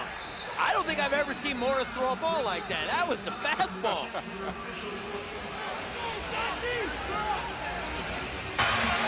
Illegal contact, defense number 4. 5-yard penalty, automatic first down. There's a bit of Andy Roddick to the throwing motion of Bernard Morris because he's got that quick boogie whip sort of action to it that doesn't require a big windup. And so it's part of why his mechanics end up off a bit. This is penalty on in the middle. Odiase on the double move from Tompkins end up grabbing the jersey. It's a heck of a throw. That's what I was about to say. All right, that's still a great throw. On the run, quick out of his hand. Dime. That was a great throw. By the way, Big Ant really liked the tennis reference there. Well played. Yes. There you go. Simons. But, Orlando's big guys have gotten to touch it. Portland's big guys have gotten to touch it tonight. Equal opportunity offenses. Let's check out Andy Roddick. Let's take another quick look right here. Barely brings it behind his ear. And then about 30 to 35 yards down the field on a frozen rope. Bernard Morris has plenty of arm strength. He never has to overemphasize it. 7, 8, shoot on 1. A corner route. And a post combo. It's a combo between the two and three receivers. Be a scissors concept. Morris in trouble, and he's just literally trying to get rid of that football. I mean, Tompkins was in the area, but Morris was in trouble.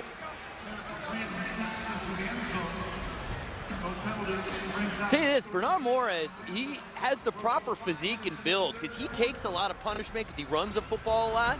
But he's tough, but he's built to take the contact. Okay. Box left. X divide. 3 whip 9. We go 50, 50, 50. Box left. X divide. 3 whip 9 on 1. So he'll allow 2 shorter routes, a drag route and a whip route, hoping the coverage dictates a touchdown opportunity on the go. Morris on time, and route was run right at the sticks, and a first down for Julian Williams and the Predators. So said, we've watched Bernard Morris here 2 consecutive weeks. you were watching very closely his mechanics in last week's game. The accuracy seems a bit better tonight. How are you seeing it from field level? Absolutely, much better tonight. I think a week ago you had to knock the rust off. Hadn't been in the lineup for some time. Takes a little bit to get hit a few times to get your rhythm back, but he seems to be in great rhythm right now. He understands where he wants to go. It looks real nice coming off his hand, too, right now. He's very confident. Well, to your point, Sid, coming in at 54% completion rate. Tonight he's 14 of 19. Oh, boy. Brackens had two guys in his face. Can't make the catch. Jostling after the play by the big uglies there. And the late flag ends up coming in from Adam Savoy. Well, somebody's helmet came off, and unless it was taken off by the other team, that's After a penalty. the play, unsportsmanlike conduct, defense number 7, half the distance to the goal, automatic first down. And it appeared initially like Savoy was maybe going to let it go, didn't throw the flag right away. And there is a late hit. And Yeah, if you take off the helmet, that's a penalty in and of itself. Coach Hohensee needs to get his guys together and make sure they maintain their composure, because it seems as though they're starting to lose it here. And Jackson comes out of the game, probably a good decision for the moment. Portland is the 8th most penalized team in the Arena Football League coming into tonight's game. Morris throws. Good defense. Oh, my God. Glanton, he did not turn around, but his timing was good. Lamarck Brown does a decent job on the route. I think he sold it okay. They're thinking back shoulder the whole way here. As you referenced, Damon Glanton is right there in position, able to fight the football away at the last moment. He's got to go a little bit higher to the outside, make him reach up and stretch where he can actually turn his body around. That was a great strip by Glanton there. He finished the play, but the receiver wasn't able to bring it in. Great thing about having said is he's never satisfied with the quarterback's throw. It can always be better. Morris is going to keep it himself and get thrown for a loss. Dexter Davis with the tackle. They really like his quickness, and he displays it there. We saw Tompkins come in there. He's setting the edge, or at least attempting to, throws his body into the fray. But right there, the quick penetration up front from Dexter Davis. He's only been in the lineup now for 2 weeks for the Thunder. He's played defensive line, he's played some linebacker. Very versatile athlete here for Mike Hohensee in this defense. And we apologize for some inappropriate language down the field, but it is one of the risks with the incredible access provided by the Arena Football League. Our apologies. It's Davis again up top. And a flag before the play. And guys, this is what's maddening about this team. They're so talented, and this is where they've struggled. Being able to continue to keep things going and play a full half or 3 quarters or 4 quarters. They haven't played a full game yet. And here they are struggling in the drive, some mistakes, some miscues, penalties. These kind of things have plagued them all season. And got the win a week ago, luckily, and now they come out on fire, and now all of a sudden they've hit this little speed bump in the middle of the road. What are they going to do now? How are they going to respond from all this negative plays? Well, they're so used to playing close games, and 4 of their games have been decided on the last play. And this is a rare situation to have this comfortable lead, and they respond pretty nicely right there. Lamarck Brown into the end zone for the first time tonight. Touchdown, Predators. 16 yards, and Morris continues to put together a brilliant night.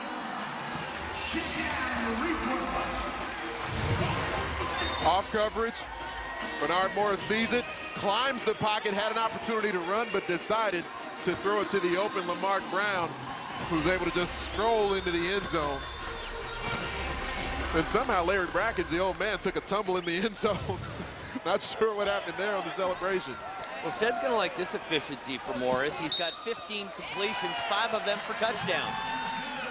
So Bernard Morris, an excellent night, and his Orlando Predators dominating the Portland Thunder. Brown looks up, ball's right on him. 55-25 our score. Stay with us on CBS Sports Network.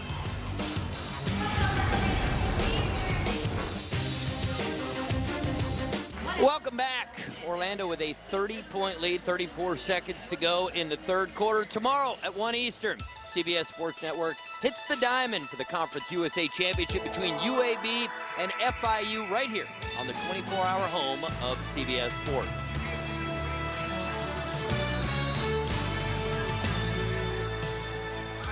There is Dwayne Brooks looking to give a spark to his team. They need it. And McIntosh has really excelled on special teams tonight. We will step away for a moment, and we'll come back and we will shut down the third quarter. Predators in control. Welcome back, 55-25. We're coming to you from the Amway Center in downtown Orlando, Florida. The Jungle has always been a hot spot for arena football. Our Wolf alongside Anthony Herron upstairs. Our Hall of Fame quarterback, Sid Bonner, down on the field. And Sid has been very involved. We've had some unique moments tonight. Kyle Rowley in the game. Darren Thomas, the starting quarterback, was hurt late in the second quarter. And Rowley, a veteran quarterback, has had to come in, but they've had virtually no success on offense since Darren Thomas went out of the game. As we come to the conclusion of the third quarter. Third quarter dominated by the Predators. We will step away. You're watching Arena Football on CBS Sports Network, the 24-hour home of CBS Sports.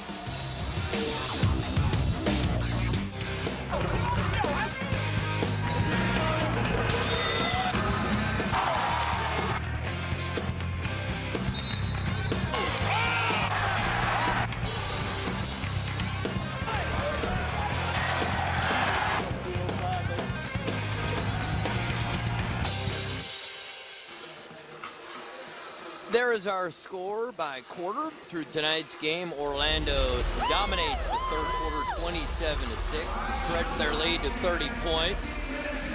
See what this Portland team is made of here in the fourth. Just their second year of existence. First year with Mike Hohensee as their head coach. And they have dealt with so many injuries as Terrence Moore gets the pick. Will come back. Calvin Fance off the edge, got out of his stance early. Offside. Defense number 92. 5-yard penalty. Automatic first down. Fance knows it. He's right there on the bottom. Got to have your hand in the dirt, and of course, cannot be across the line of scrimmage as the ball gets snapped. Two teams that had a similar vibe. As far as the overall season goes, a lot of injuries, experience at quarterback.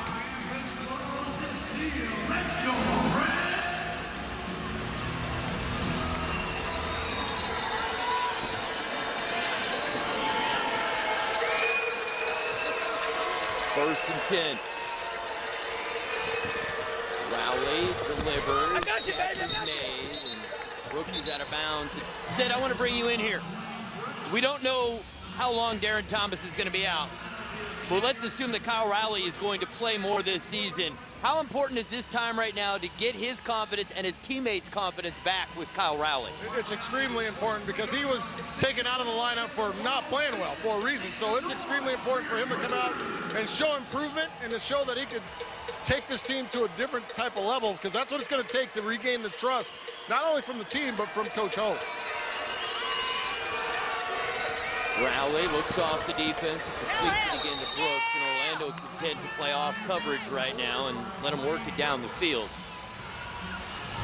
Kind of an ugly looking late hit here that Kyle Rowley takes after he delivers the football. And just as Geathers was sort of engaged with the pass rusher, the lower body of Rowley gets rolled into.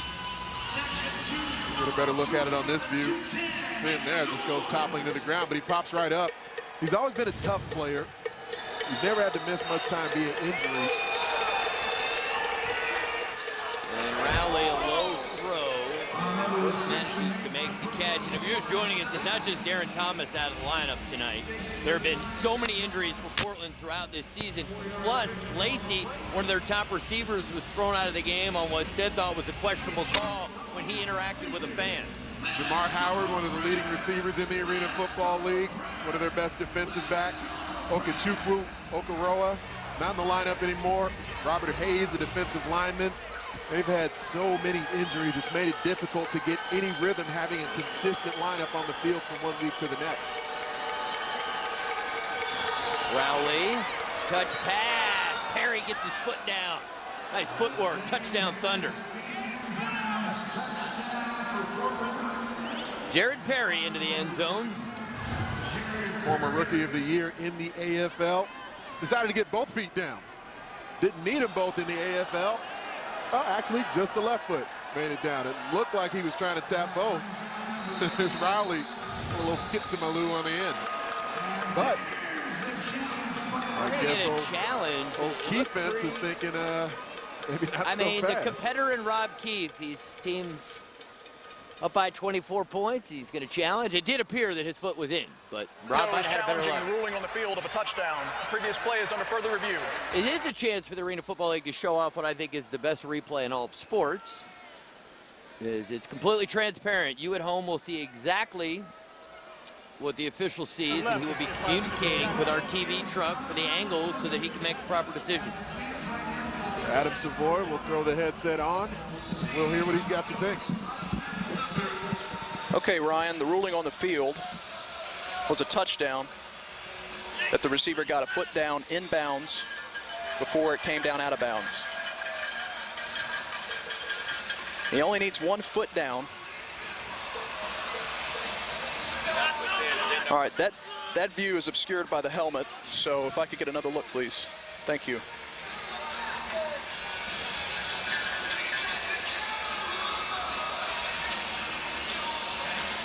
All right, there he elevates. There it looks like his all right. At last look, it looks like his left foot was in.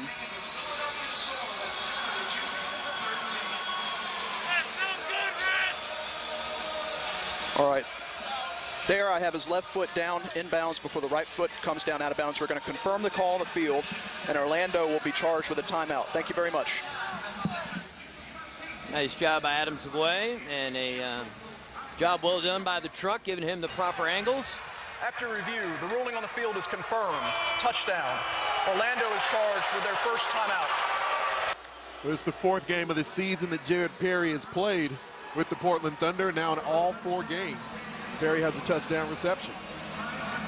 It felt that Perry had his development sort of stunted by playing for too good a team. Playing for Arizona, he just didn't get on the field much. Because after that rookie year playing in Arizona with those studs down there, didn't get a chance to play much. Now he's got a new home in Portland. The extra point no good. The special teams is going to have to be addressed. Kevin Gessling has had a long night. And that's 5 extra point attempts that have not worked out. And they gave up a special teams kickoff return touchdown. We'll be right back in Orlando. Next week, a special presentation of Arena Football as the Philadelphia Soul host a game in Atlantic City. The Las Vegas Outlaws come to take on the Philadelphia Soul in Boardwalk Hall. That is 6 p.m. Eastern Saturday night on CBS Sports Network, and that ought to be a lot of fun. It's got a long history of football actually being played in Atlantic City. A lot of folks who aren't in that Northeast region don't know so much about it, but they used to have a Boardwalk Bowl that was played there between Pennsylvania Military Academy and the United States Merchant Marine Academy. So year after year, these 2 universities play each other at the collegiate level, and the game's been gone for decades now.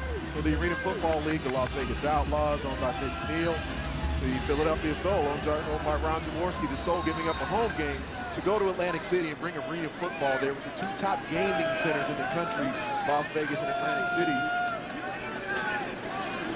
It's a great idea. And here comes the onside kick, and Larry Bracken secures it. There is a flag down at the 8.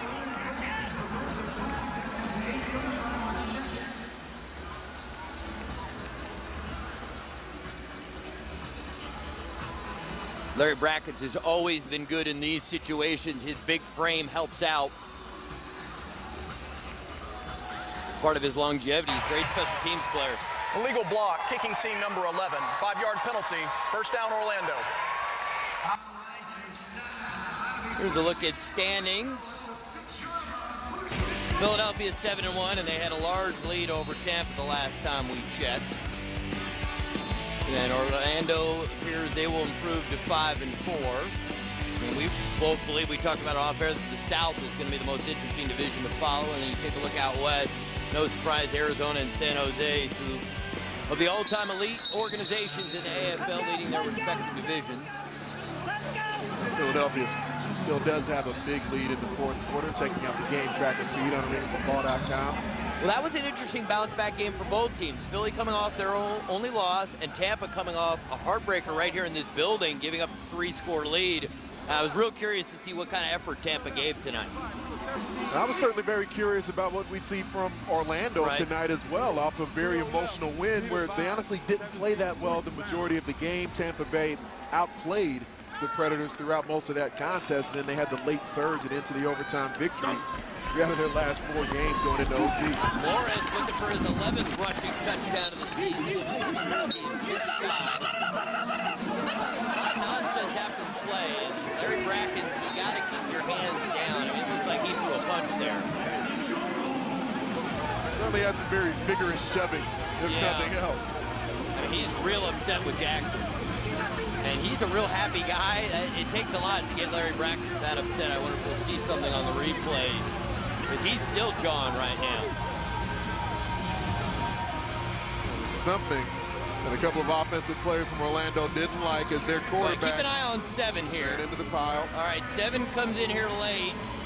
And it's hard to tell what he's doing underneath there. He appears to be trying to strip away the football a bit. But the play's obviously over at that point, so no need, no reason to still be stripping the football at that point when the play's obviously dead. Morris reached it out. He gets it. Touchdown Predators. All he had to do was break the plane with the ball, and he reached it out.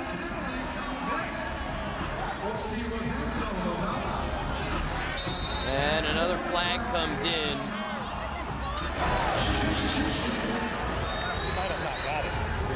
I don't care.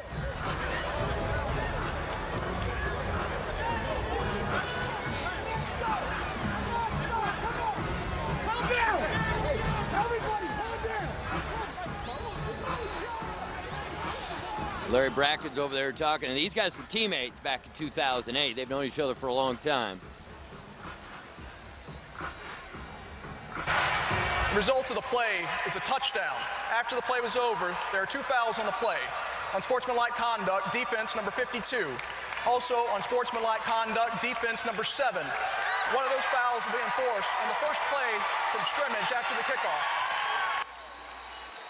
Say this, Jackson has been involved in a lot of the extracurriculars after the play. Was that the design play? Because he gave a heck of a play fake if that was the design. It appeared like he thought he was about to hand it to somebody. It was not the design. Michael Simons, the fullback, appeared to go in the wrong direction. And Morris just decided to take it upon himself to get the ball into the end zone from there. And it's one thing because what's happening the last couple of snaps between Jackson and Trotter, both players, you know, you can make it look like I'm still trying to do something within the rules, stripping away at the football, but the play is obviously over. When the play's dead at that point, ball's been blown dead, officials have signaled touchdown, there's nothing left to be stripping away from. Oh, and there you see Jackson did a head slap at whatever Orlando player was down on the ground there.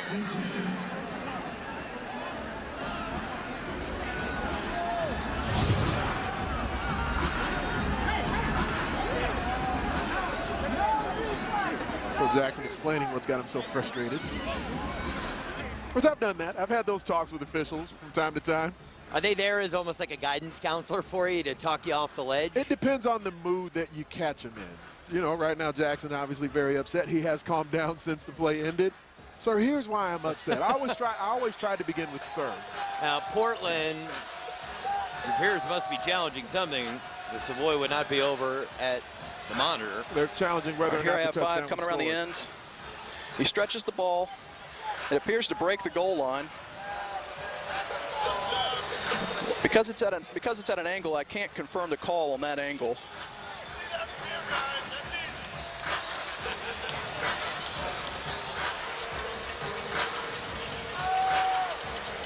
I can see when the elbow goes down, I can't see where the ball is. So there it looks like it breaks the goal line. Do you have another look? Thank you.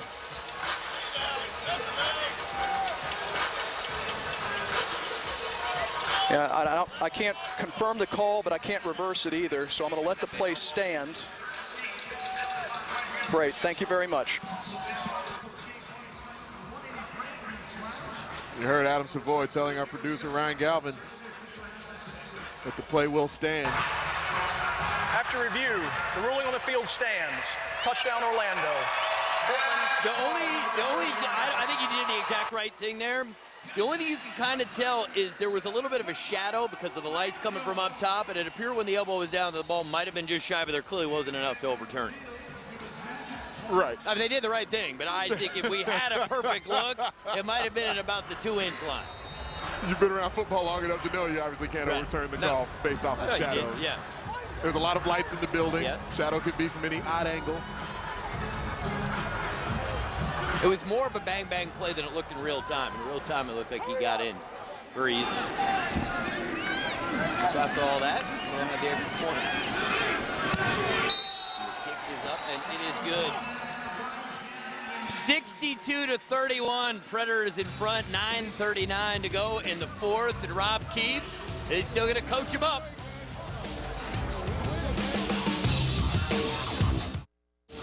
We are back. Orlando has doubled up Portland on the scoreboard in large part because the starter Darren Thomas for Portland injured, and let's get an update from Sed Bonner. Oh, thanks, Ari. They're going to wait with Darren Thomas till they get back to get an MRI. He said he couldn't put pressure on it.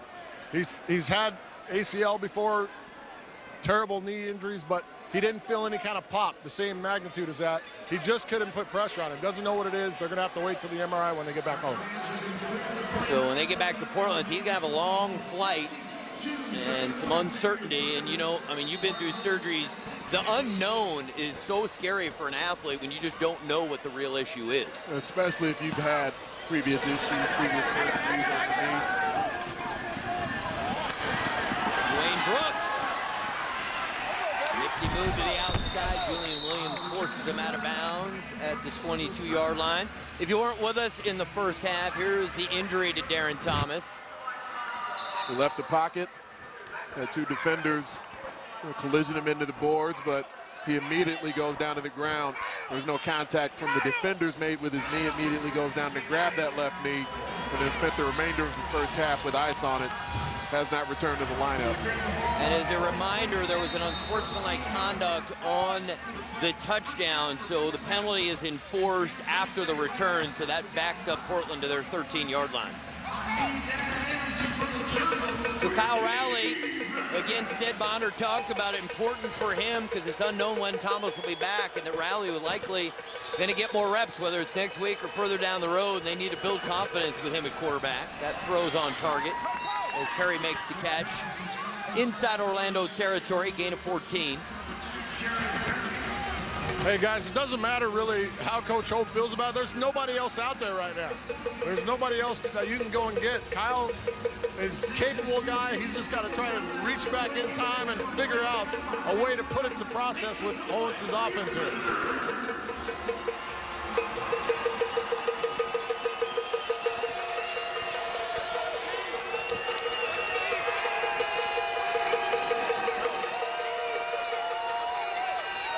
Rowley, touch pass, Brooks with the catch. Said you mentor and work with quarterbacks all the time, every week. When a quarterback loses his job and then has to come back and play, the mental part must be the biggest challenge. How do you get a guy right in the head to come back and play? Well, I think we're all competitors, and I've lost my job before. We're all competitors, but you want that opportunity. You always say it, but in this case, it's come true immediately. One game later, he's in the ball game. You've got to somehow just put all those feelings aside and go out and understand that you've got another shot to make a better impression. Rally a little late on that throw. Of course, Darren Thomas wasn't going to play any defense in tonight's game, but certainly could tell there was a renewed type of energy with Thomas being in the lineup. Early interviews with Cedric Bonner down on the field and talking to people in pregame. There was some fervor about the fact that he was now in the lineup and had played so well last week. So there seemed to be some momentum for the offense and the entire team. There seemed to be a deflation after the Thomas injury throughout the remainder of the game.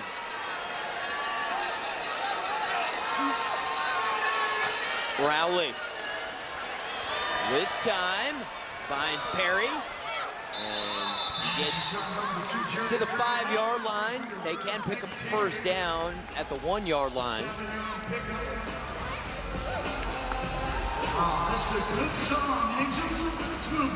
This has been a rare occasion for the Predators to have a game that's not going to come down to the final play.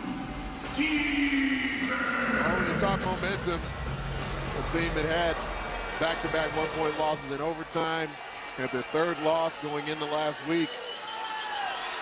That game, Rob Keefe may have been prophetic, beating their Tampa Bay Storm rival. See an Orlando Predators squad that appears to be building momentum.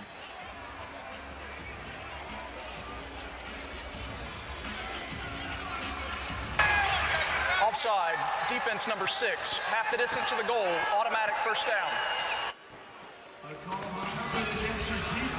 We've seen Martinez, the fullback. We saw him excel in the first half, given the opportunity to touch the football. We'll see if he gets a chance here.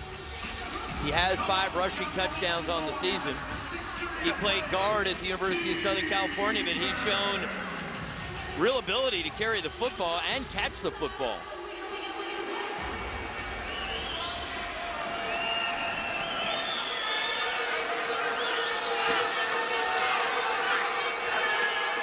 And Rowley flicks it to Perry, who bobbles it, and he throws it up. I haven't seen that play in a long time, and that always seems to work. Eddie Brown used to do that. We definitely had that one in our playbook. I haven't seen it in a long time, but it always works like a charm. It's not a pretty pass, but it works. The mad scientist, Mike Hohensee, pulls one out from the end. Initially, Rowley makes it look towards the boundary like he's going to run it, and then off the flip, that's where you'll see the pass, drawing the defenders all the way towards Jared Perry before flipping into the end zone. Another missed extra point. But that was Mike Hohensee, one of his first head coaching jobs with the Albany Firebirds, and Eddie Brown at one time was voted the #1 player in AFL history. That's what he'd do. He'd swing around, and he'd just flick it into the end zone. There'd be somebody wide open for the touchdown.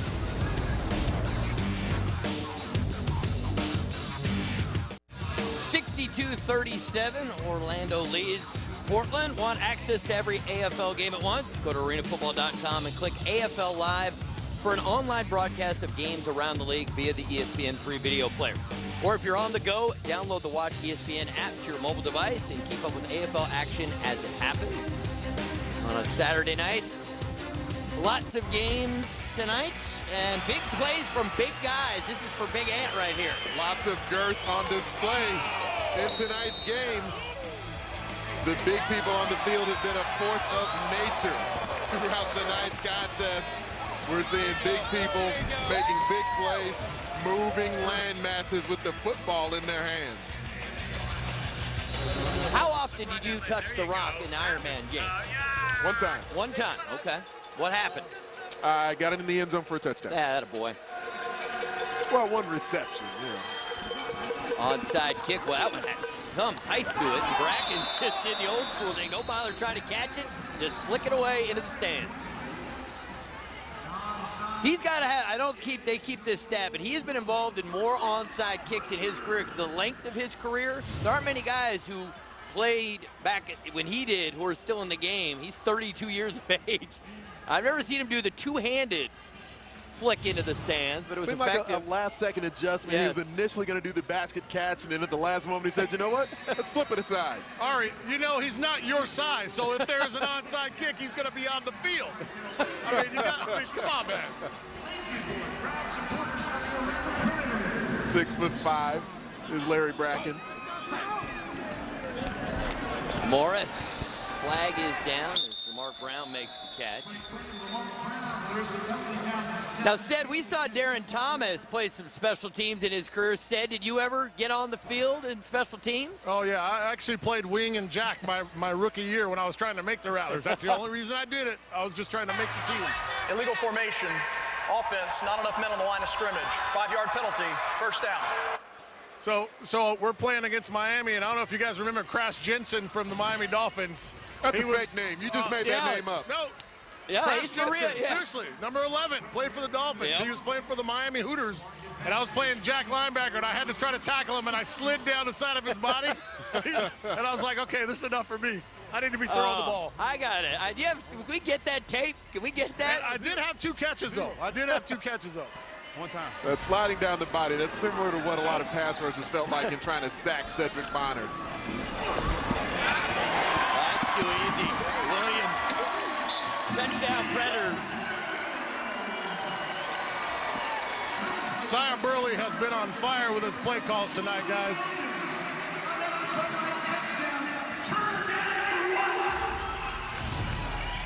$20 yards on the touchdown. Williams will come in motion, or the coverage run off by Brown, and then Williams able to drag underneath. Playing in the middle. Odiasi playing so deep, not in a position to react and come up to make a play at all. Bernard Morris now with 6 touchdown passes. Guys, when does he come out of the game, given it's hard to stay healthy at quarterback? I mean, they've already got Randy Hibbers already inactive. I think maybe you get Morris out of the game here. Ryan Zepnewski, the backup quarterback right now with Hibbers on inactive reserve.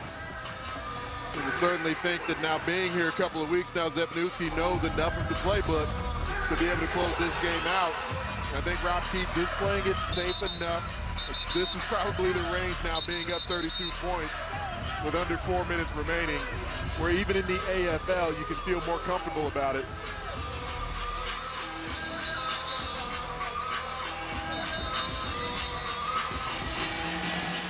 Who be?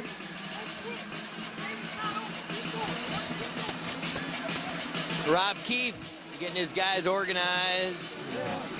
Portland, there really was a change in their energy when Darren Thomas went out of the game. I mean, sometimes you just don't know what it is, but it seemed like they just were more excited to play with Darren in the lineup. I know some commentators like to make fun of the momentum and what level of influence that should or does have on a ball game, but professional sports are just so much about emotion. And when Thomas left the field, that excitement that we've seen, we saw it last week in their victory over the LA Kiss, and throughout the first half while he was on the field, it did seem to deflate the lineup for the Thunder.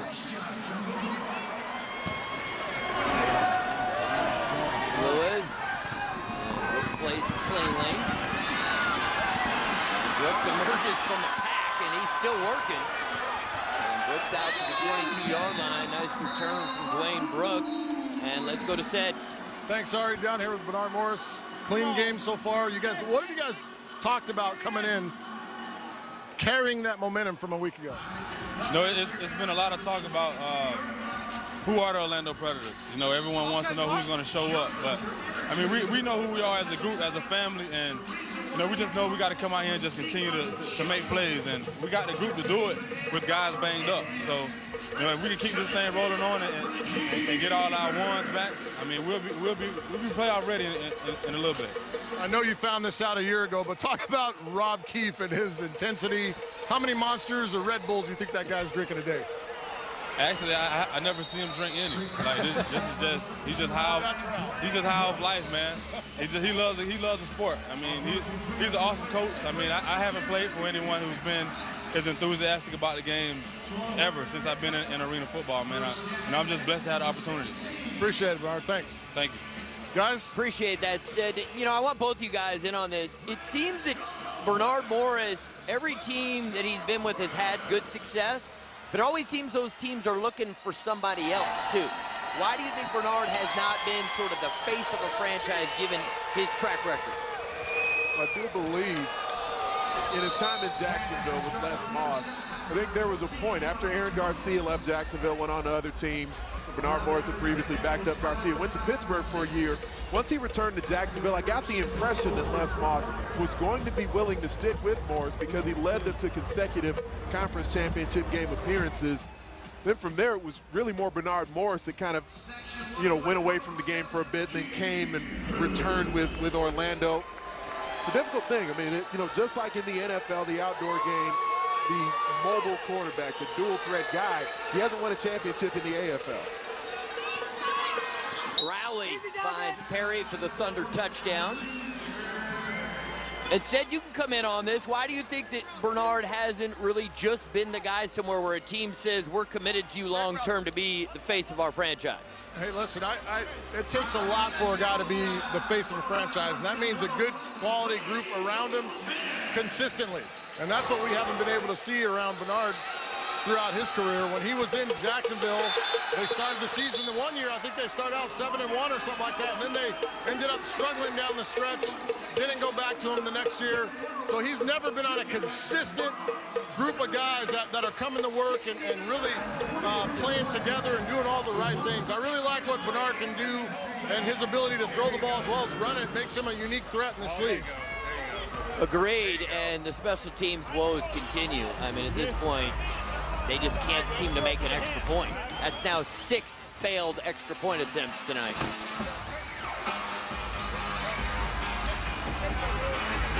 So one more thing to work on for the Thunder. They are still seeking their first win on the road. They are 3-1 at home. A tough duty coming up for the Thunder next week as they face San Jose, the undefeated SaberCats. And from there, they'll be at the LA Kiss, the team that kind of got them off their schneid after a few consecutive losses last week. Is there because in the American Conference, I still think Jacksonville is the sleeper team because if they get it right, they've got the talent. After San Jose and Arizona, who is the sleeper team in the National Conference? Is there a third team that you think could possibly win that conference? Honestly, no. I mean, I was very impressed by the Las Vegas Outlaws with a couple of contests we saw from them on both ESPN and CBS Sports Network earlier in the season. I haven't seen enough where I think I would pick them over either Arizona or San Jose. I've seen enough where I think they can be a threat. They've got enough talent on the roster, and, they've got back-to-back losses now, 3-5 record after tonight's loss in Spokane. We'll see them on national television next week, hoping to rebound against a very hot Philadelphia Soul squad. But if there is any other potential threat, and we're only at the halfway point of the season here, Las Vegas is the only other squad that I've seen enough from in the National Conference where I could say maybe they can try to knock someone off in the stretch run. And here's the even more amazing part of the story. Both Arizona and San Jose are not playing with their starting quarterbacks, arguably, well, it's not even a question, the 2 best quarterbacks in the AFL, and Nick Davila for Arizona and Eric Meyer for San Jose. So if they're the 2 best teams with their backups, if those guys get healthy, it seems it's good for another year, 4 straight years, that conference championship game is going to be San Jose and Arizona. So we're winding down to the 1-minute warning. We'll step away and we'll come back with the final 60 seconds. 1-minute warning in Orlando at the Amway Center, AFL on CBS Sports Network. Orlando 69-43. And if you weren't with us, it was a very close game. It was 21-19 in the second quarter. It really was, believe it or not. Yeah, and Darren Thomas goes out of the game, gets hurt, left knee, unknown. So what the injury is, he's going to fly back with the team to Portland, get an MRI, and then we'll have a better sense of when he might be able to return. Orlando organized the final minute of the first half very well, which also gave them momentum heading into the locker room, and Portland had their quarterback down, didn't execute well in the final minute, and that just seemed to snowball into the second half. They got the 2-for-1 they were hoping for in that final minute, and then had the football first in the third quarter, put another touchdown on the board. We got all Predators from there. Right wing hot, QB way sound. Well, now Orlando needing to gain positive yardage here because they have the lead in the final minute to keep the clock running. Mike Owense electing not to use his timeouts. All right, that's going to be the final play. So Orlando improves to 5-4. They now have a 2-game winning streak. The Portland Thunder, 1-game winning streak is halted. They are now 3-5. What will you take away from tonight's game, Anthony? Well, the depth at quarterback certainly showing for the Orlando Predators. We know Bernard Morris has been a winner throughout his career in the Arena Football League, and so that shows itself again with back-to-back wins. Now 2-0 at the start of this season for the Preds. You can't forget Randy Hippert, though. This is going to be a quandary that Rob Keefe has once Hippert is healthy enough to get back into the lineup. Sid, let's go to you. Thanks, Ari, down here with Coach Keefe. Is this what you envisioned? I wanted a little bit more. You know, because we got stopped there a couple times. I think we got complacent. We're trying to teach our guys to go to the end. Very, very proud of the win. It feels good that we can make corrections after a win, but, you know, we thought we should have stopped them a couple times, but that's how we got to be as coaching staff. We got to keep pushing, but very proud of the guys to get a W here in front of the fans tonight. Watching Bernard operate this offense, execute, he was very sharp, very comfortable. Did it look like he has full command of this offense to you? Absolutely. He's getting better. And I think people think you can't teach old dogs new tricks. I mean, he's literally getting better. He's a winner. And that's what we love about him. The guy doesn't get rattled. The guys play for him. He's a captain of our team for a reason. Couldn't be more proud of that guy right there. Appreciate it, Rob. Thank you. Good job. Thanks, guys. Thanks for all the fans watching at home. Thanks, guys. Congratulations to Coach Keefe. And Orlando, you see 5-4 as right now they are in control of the South Division, but only halfway through the season, the Predators. Portland 3-5, and they are certainly in the mix for the playoffs in the National Conference. We had a lot of fun here in Orlando, back-to-back weeks on CBS Sports Network, and Orlando gave us great entertainment with back-to-back wins. On behalf of our entire CBS crew and my buddies, Anthony Herron and Sid Bonner, I'm Ari Wolf. This has been a presentation of CBS Sports Network, the 24-hour home of CBS Sports. So long from Orlando, Florida. Thanks, everyone, for watching. Take care.